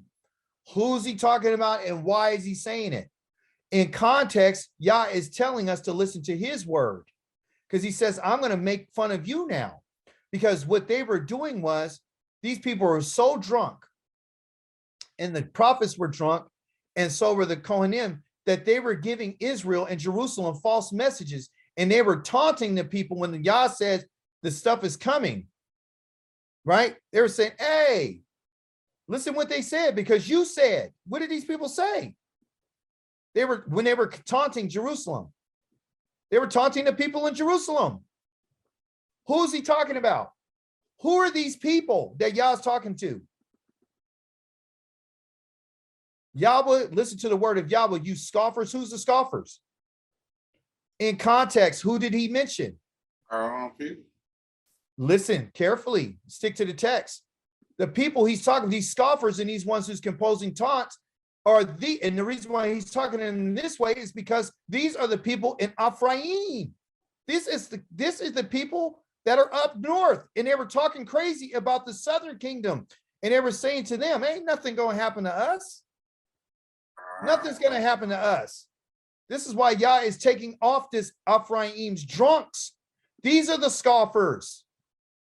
They had a group of priests that were scoffers. Their prophets were scoffers, saying what you're talking about will never happen. So all the prophets down in the southern kingdom was telling the northern kingdom, you guys are about to catch it. You're about to catch hell. And guess who they called hell by? Guess who the strong one was who was coming to be destructive? The strong one that Yahweh had chose, and the powerful one who came like a hailstorm, who was going to be destructive like a tempest, like a whirlwind, like a flooding water, rushing and overwhelming, was Ashur. It was the Assyrian kingdom that was coming in. Remember, in 722, they got destroyed right way before Jerusalem. Right, that's right, that's right. So they were making fun of them. So Yah says, I'm going to hurl your crown to the ground by this strong person who's coming like a flood. That's who's coming. That's the strong one Yah chose. So the ones that he's saying, who are you making fun of? Ephraim. Listen what he says. So listen to the word, you scoffers. Who? Ephraim, the ones who are drunk, the prophets who are drunk, the ones who are composing taunts for this people in Jerusalem. Because you said, we made a covenant with death. We made a contract with Sheol, with the grave. Listen, when the raging flood passes through you, who's the raging flood? The raging flood is the one that Yah said is coming, which is the kingdom of Ashur, who did end up throwing the crown to the ground. His name is Ashur Tel-Planesnar, I think his name is. He came through them like a flood. It said, it will not touch us. Do you remember when he came, he was going to attack Jerusalem? And they said, oh, we don't have to worry about, because Ephraim was always trying to fight against Jerusalem, trying to fight against Judah, him along with the Syrians. They were trying to come against Jerusalem. So they were saying, hey, this raging flood that's coming, that came to you guys, it's not going to touch us. The one that Yah said is coming was like a flood. He's not touching us, for we have made lies our refuge. What? The lies that they've been telling because they've been drunk, and we hid ourselves in falsehoods by those false visions that came from those prophets. They're telling them this is not going to happen to us. This rage is not going to pass through us. It will not touch us like they went down to Jerusalem. It's not going to touch us. It'll touch you before it'll touch us. Therefore, this is what Yahweh says. Listen, when Elohim says, look, I'm laying in Zion a what? A tested stone. A tested stone, a costly cornerstone, a firm foundation. He who trusts will not rush here or there. So what is Yah saying? He's saying when this flood comes, Zion will not be affected by it. And who is he talking about? That tested stone is who? If you know your history, you'll know that this is called Hezekiah. Because when they try to invade him, Yah killed 185,000 who? Assyrians who tried to invade Jerusalem. And Yah says that before that came, he took that letter that they gave to him and said, we're coming in. And he presented that letter to Yah, and he didn't get scared. And neither did he go drunk. He believed what the prophets had said. That's what this is talking about. And he says, I will make justice the plumb line. I'm not going to destroy them like I destroyed you. They'll be the plumb bob. When hell will sweep over the refuge of lies, because guess what? The northern kingdom was into lying, and they were into believing in falsehoods, but not in Jerusalem, not in Zion. He said, your covenant with death will be disannulled, and your contract with Sheol will not stand. And listen, when the raging flood passes through you, talking to Zion, you will be, when the raging flood passes through you, he's talking again, Ephraim, not Judah, that you will be trampled down by it. Because what? Who's he talking to? He's talking to Ephraim. Remember, Ephraim is taunting Jerusalem. That's who they're taunting. You see? Because what? They have made refuge their lies. And they said, listen, and the water will overflow the hiding place. Yah says, I'm going to send this guy in here. He's going to sweep away the refuge of lies that you've been telling, that Ephraim has been telling people through their drunk Kohanim and their drunk prophets, saying nothing's going to happen to you. I'm going to make this guy come through and sweep over you, and he's going to overflow your hiding place. So your covenant with death will be disannulled, because they're saying that we're never going to die. That's what they were saying. And your contract that you had will be disannulled. They made a deal that said, hey, this is not going to happen to us. Yah said it will. He said, when the raging water flood passes through, you will be trampled down by it. And as often as it passes through, it will take you, and it will pass through every morning and day after day and night after night. And understanding this message will be sheer terror to you. That's the message I was telling them. Do you understand? So when he talks about line upon line and precept upon precept, he's telling them, I have to teach you guys this, because guess what? You guys are hearing a whole bunch of lies. And even if I told you the commandment a little here and a little there, the judgment that I was going to bring on you is still coming. And it's coming through the one who's strong as a flood, which is this guy, the guy that I'm bringing.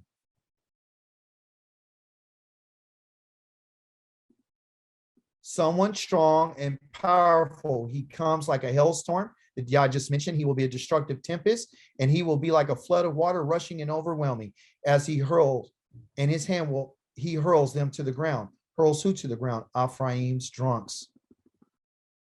You see, Ephraim's drunks is trampled underfoot by this guy here, which is Ashur. The Ashur. That's who he's talking about. And you can find this too in the book of Isaiah. And what? Chapter number what? Chapter, I think, 37, if I'm not mistaken. Yeah, when he sends in that guy. When he sends him in. And he already told us who this guy was going to be. When Ephraim, the two kings in chapter number 9 and chapter number 8 of Isaiah. Okay, so that's what that means. Sister Contra asked you to also read verse 22. Oh, I mean verse. Okay, look at verse 21. Okay, so we'll see. 28, 22. What does it say? It says, okay, for Yahweh will rise at Mount Peretzim, and the storm will rage and Givon Valley, so he can do his deed, this strange deed, and perform his task. Therefore, now stop your scoffing, or your bonds will be further tightened. For I have heard from Yahweh Elohim Zavaoth that destruction is decreed for the whole land. Praise the Holy One of Israel. Exactly. Exactly. Okay. It is the whole land. For what land? The land of Ephraim. You see? And then he asked the question, does a farmer sowing keep plowing forever? No. So what he's saying is it's coming. The judgment for them is coming. But they have these scoffers, these people who are lying and telling these lies. Okay? So he's warning them. He's warning them. So that's what that chapter is about. It's not, it's a mocking of Yah, telling them, hey, listen, you guys are going to be destroyed anyway. You guys are going to be destroyed. You're going to be overran like a flood. And when that flood comes, okay, you've been trying to tell Jerusalem that she's going to be over flood. I'm not going to let that happen. Hezekiah is going to pray to me. And I'm not going to let them come in there. I'm going to kill 185,000 people of their army without them now shooting one arrow. That's what that's about. So you can see what happens when you don't understand the language. You can then turn that around to make that line upon line, precept upon precept. So they're going through the New Testament, and they're not reading, even if they did try to understand it as a line upon line or a command upon a command, they're not reading the commandments of the Holy One of Israel. And if you do read it that way, he mocked them and said, you're going to stumble and you're going to be destroyed. I'm going to destroy you. It's going to break you. That's what that's about. So you can show them that. Now you understand. It's a mocking, but it's also is making fun of them, but it's also to let them know because you're learning this way, you're going to be destroyed. And our people are so dumb, they can't read that and say, oh, wait a minute, this means I'm going to be destroyed. If you learn it that way, you're going to be destroyed. But they're not even reading the command upon the command. You got to read the whole context. See, if we just take one line like they're reading, line upon line, what Yah is saying is you just took everything out of context. You got to get the full context. When you read something, you can't just read a little bit. You got to read the whole thing so you can get the understanding. That's when I told you, when you look at this picture right here, in the Hebrew, they have spaces, as you see. So they'll have it in the scroll. In the original scroll, it will be, let me show you. Is this showing it? Can you see it? No, there's nothing up right now. Oh, it's nothing up? Okay, here, let me show you. In the original scroll, in the scrolls, they have spaces.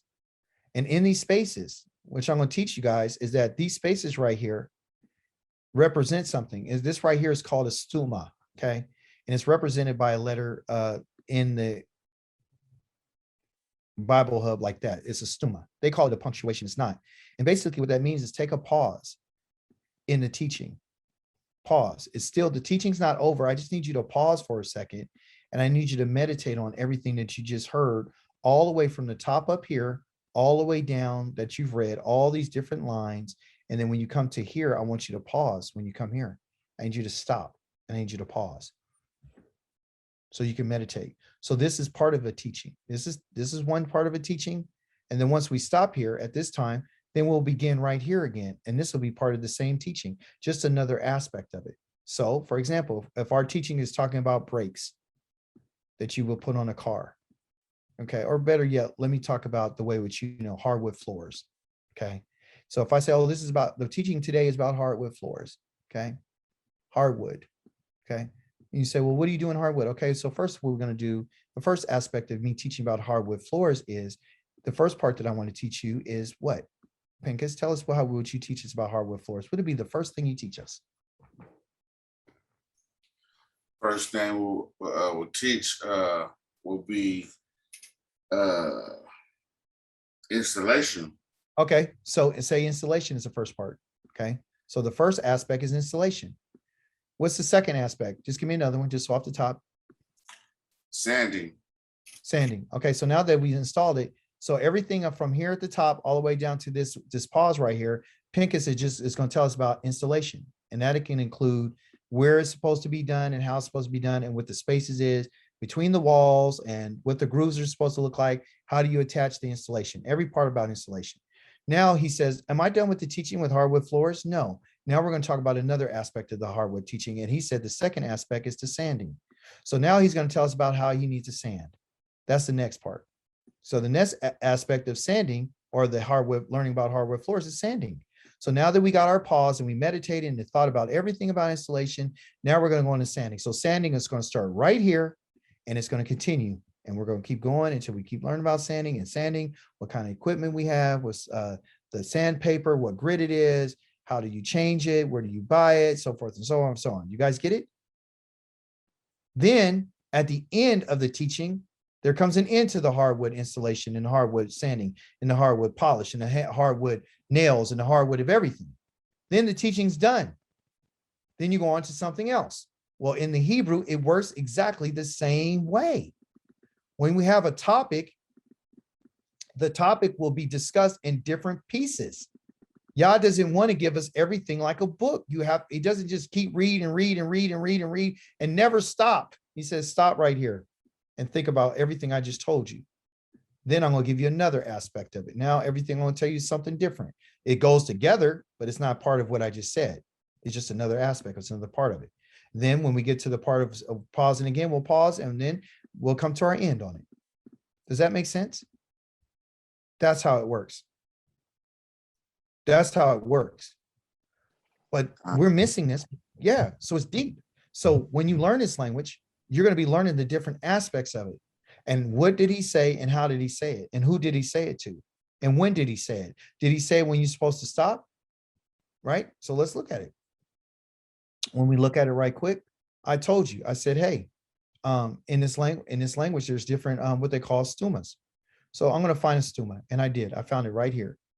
So if we were in our scroll, we'd be like, oh, this means pause. So after I just finished reading this, the Most High would tell me, you need to stop, pause after I just told you about the vomit. You just need, after I just told you that the tables are full of vomit and there's no place clean, stop and think about everything you just read from this part up to the last part that I gave you, all the way up. This line, everything else. Now, I didn't change my teaching. Now I'm going to tell you another aspect of it. Now I pause, and now verse 9, I want you to continue to read about this because it's all going to have to do with the same topic. And you're going to read this, and you're going to read this, and you're going to say, oh, this is another aspect. Now he's not talking about getting drunk and vomiting. Now he's talking about what he, understanding how to teach. Then he goes on to talk about that in verse 10 and 11 and 12. And here we go, 13 and then 14. Oh, wait a minute. 13. At the end of 13, there's another letter. It's not a stuma, it's a putuka. Okay, so if I was in a scroll, this means that it's the end of this teaching. It's not a pause. It means this is a total end. From this point on, there's nothing else to talk about. Now I'm going to talk about something completely different. Now I'm going to teach you something completely different. You understand? And what am I going to tell you? Oh, I'm not talking about teaching you anymore. Now I'm teaching about, now I'm going to talk to you about what I'm going to do. I'm going to tell you what I'm going to do at the cornerstone and who it is I'm talking about. Then I'm going to do what? I'm going to go so far and then I'm going to say, hey, now that you got that teaching, I need you to pause. And I need you to think about everything I just said. But see, if you don't know this and you're looking at this from just Bible Hub, you would think, oh, these are just a punctuation. No, it's not.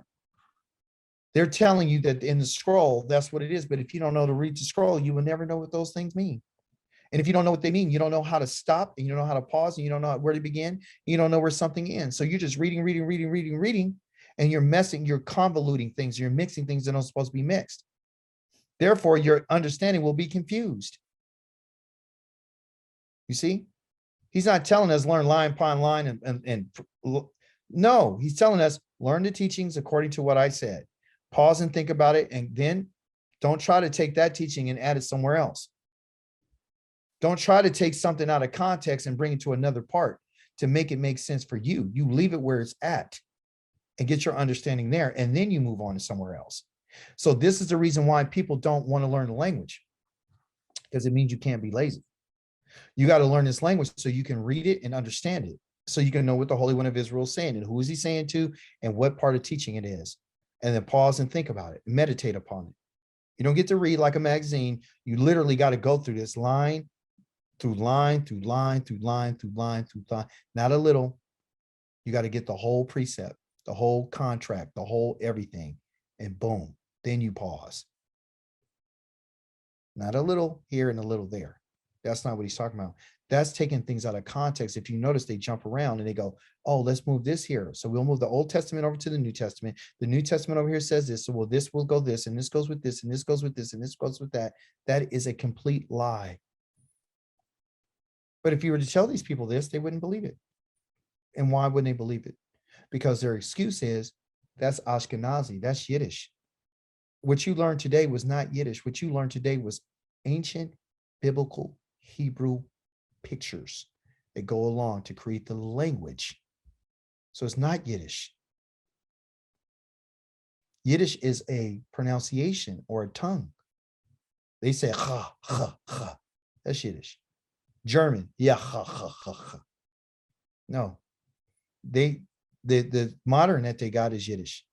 The modern Hebrew they took the ancient biblical Hebrew that you're learning and they turned it into Yiddish. So that's why people are thinking it's Yiddish, because they took our words and they added extra words to an extra pronunciations and stuff like that. But they don't know what you know today. You see? So it's important. It's imperative to learn this language. It is. And if you don't learn it, you're going to be blown away real easy. You're not going to get a full understanding. You'll be limited. You'll you'll be on hamburgers when you really should be eating filet mignon. You know, you'll be drinking that $2 chuck when you should be drinking that Mondavi, you know, the kosher Mondavi. The wine is $85, $100 a bottle versus drinking a $2, you know, Trader Joe's. So yeah, in order for us to get this, you have to have that desire to want it. And the people that really want this is the ones who have a desire to teach. The ones who really have a desire to know the Holy One of Israel. Because you will be careful about what you say. You won't be so quick to go off and quote a scripture. Because you'll be like, wait a minute, that may not be what it says. You won't be so quick to run off and go to this precept, go to this one, go to this one, this one. You won't be doing that because you understand that you're putting your life in danger. Because if you do that and you misquote and you said Yah said something he didn't say, you're going to be held accountable. But you won't know that unless you know the language. It's not being arrogant. It's not being cocky. It's the truth. So I say that, you know, I don't want to hold you guys up too much longer. That's the class today. I want to commend every last one of you for having the courage to come on and learn, because that's what it is. And we're going to learn this and we'll learn it together. Okay. I'm really impressed with the teaching that Condra's been doing. I'm really impressed with you, to be honest with you. And what I like about it is the simplicity. It's very simple, very simplistic, very clear. Thank you so much for that. I love all of what we're doing. But I want to be more of a teacher like you, where it's clear and it's simple, where even a child can understand it. We don't have to be like, you know, up there. We got to keep it low so we can all get it. That's why we talk in terms that we talk about. So even in our grammar, though, we can still learn the way that we're supposed to learn so we can humble ourselves. Ed, absolutely. Let's do something right quick. You want that chart? All right. Let me see. Yes, praise Holy One of Israel. Ed, what I want to do for you is, let's see. Hey, Aki, how do you recommend I get this over to him? What I can do is. Oh, I tell you what. What can you do? Oh, do you have a copy of it? Do you have his email or? Yeah, I have a copy of it. You got a copy? Do you have his email? No, but it's easy to get. We can get it from him. Okay, well, just send him a copy. Okay. And then I'll get you guys, once you send me a list of everyone's email, or actually send me his email, or you got my stuff, right? Send me his email. Or do you have my email? No, I actually need to get your email. Okay, so what I'm going to do right quick, I'm going to throw my email up here so we can all see it. And then we'll close. Let's see. How about everybody put their email in our Bible study group? Yeah, that'd be cool. Let's do that. And yeah, let's see. Okay, there you go. He just put his email in the comment section. Okay. Let me I'm gonna make a copy of it right quick. That'd be cool. Thank you so much, Aki. Let me see. I'm gonna copy this and or copy. Let me see if I got it. McAllister. Okay, cool. And put it right here. And inbox. No. All right. Compose. I got Condra there. I got you guys. Oh, don't tell me that wouldn't let me do it.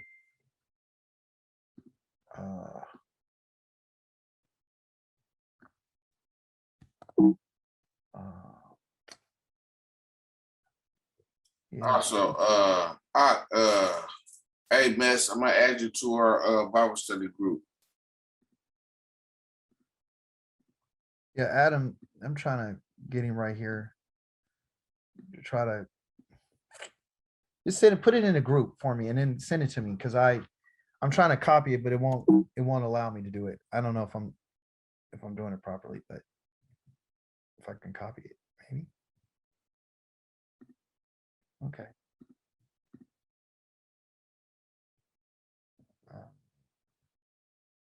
Yeah, I'll get it. I'll send it to you, bro. That's for sure. You got it? I don't have a pen in front of me. Hey, just send it to me, and I'll send him a copy. Gotcha.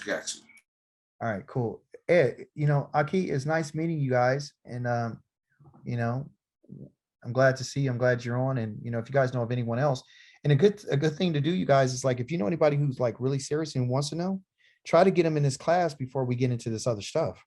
Because learning over the meanings and stuff of the words is cool. You could do that off a chart, right? I'm just giving you some in-depth and just kind of getting you prepared for what we're going to go into, which is we're going to go into reading, we're going to go into all that kind of stuff. So if you could get to them within the next 2 weeks, they won't be so far behind. I will be able to prepare them, and we can, because we're always going to go back to the Aleph Bet, the Gimel Dalet Hey. That's something that they'll do on their own. Okay. Yeah, absolutely. Yeah, we're going over the Nakud. Yeah, we're gonna go for sure. The Nakud is where it's at. The Nakud tells you all the different meanings, like how is it being said. Every dot means something. So it's the Masoretic, how when the Masoretics wrote it, they said, well, in order for us to make sure that we don't lose, no, me too, I did too. I sucked at it right.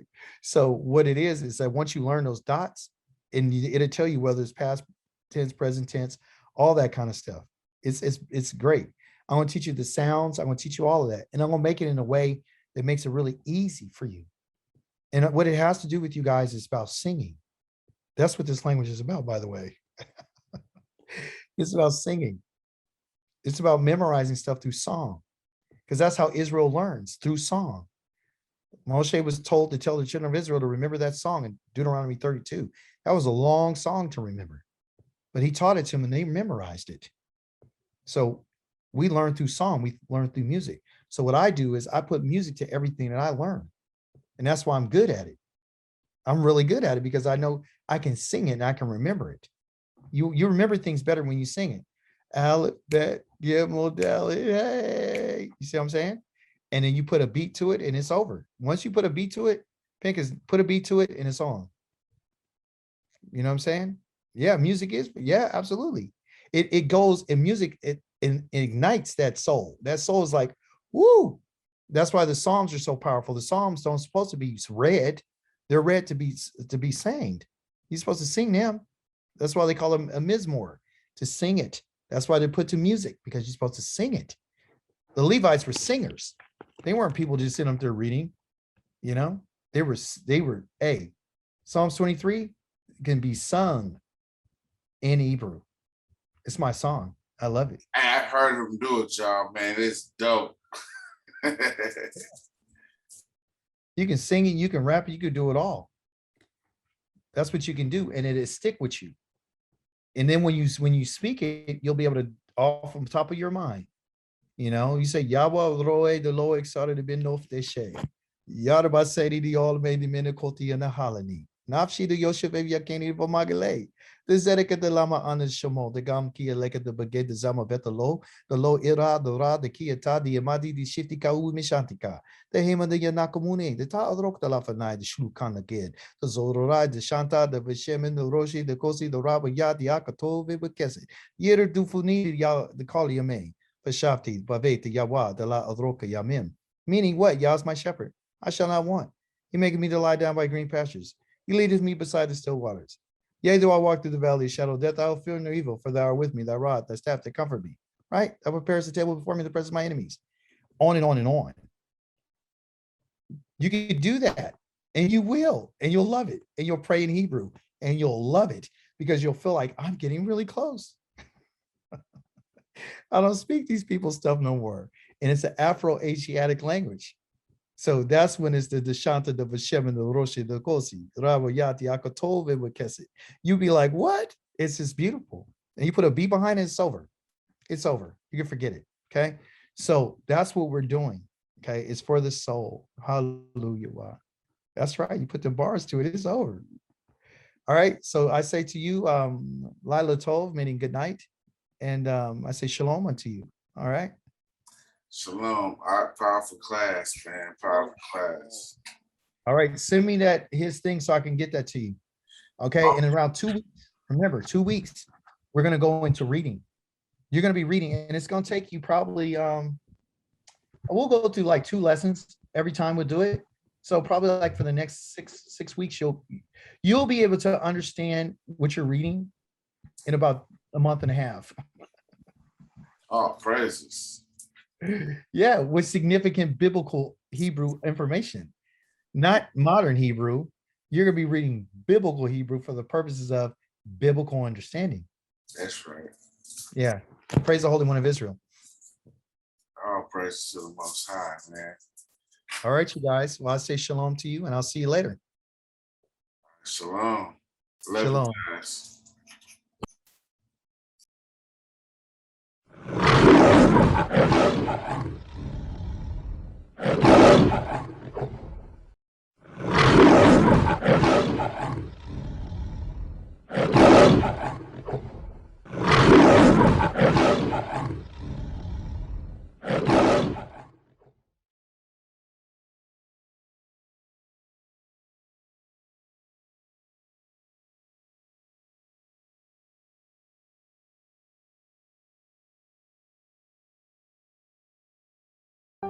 Do you know who you are?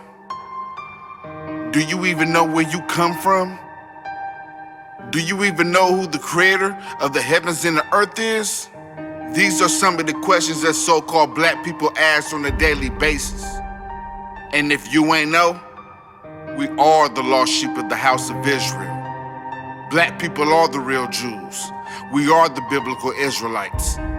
You want to learn your history? You want to know the truth?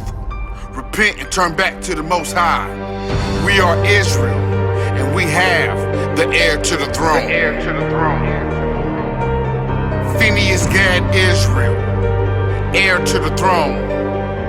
Album features The Deacon, Sleepy LaFleur, No Name Servant, Shamaria Ben Israel, China McLeod, Rasta, Mr. Mosley, and many more. Album releases on all online platforms. October 16th, 2020.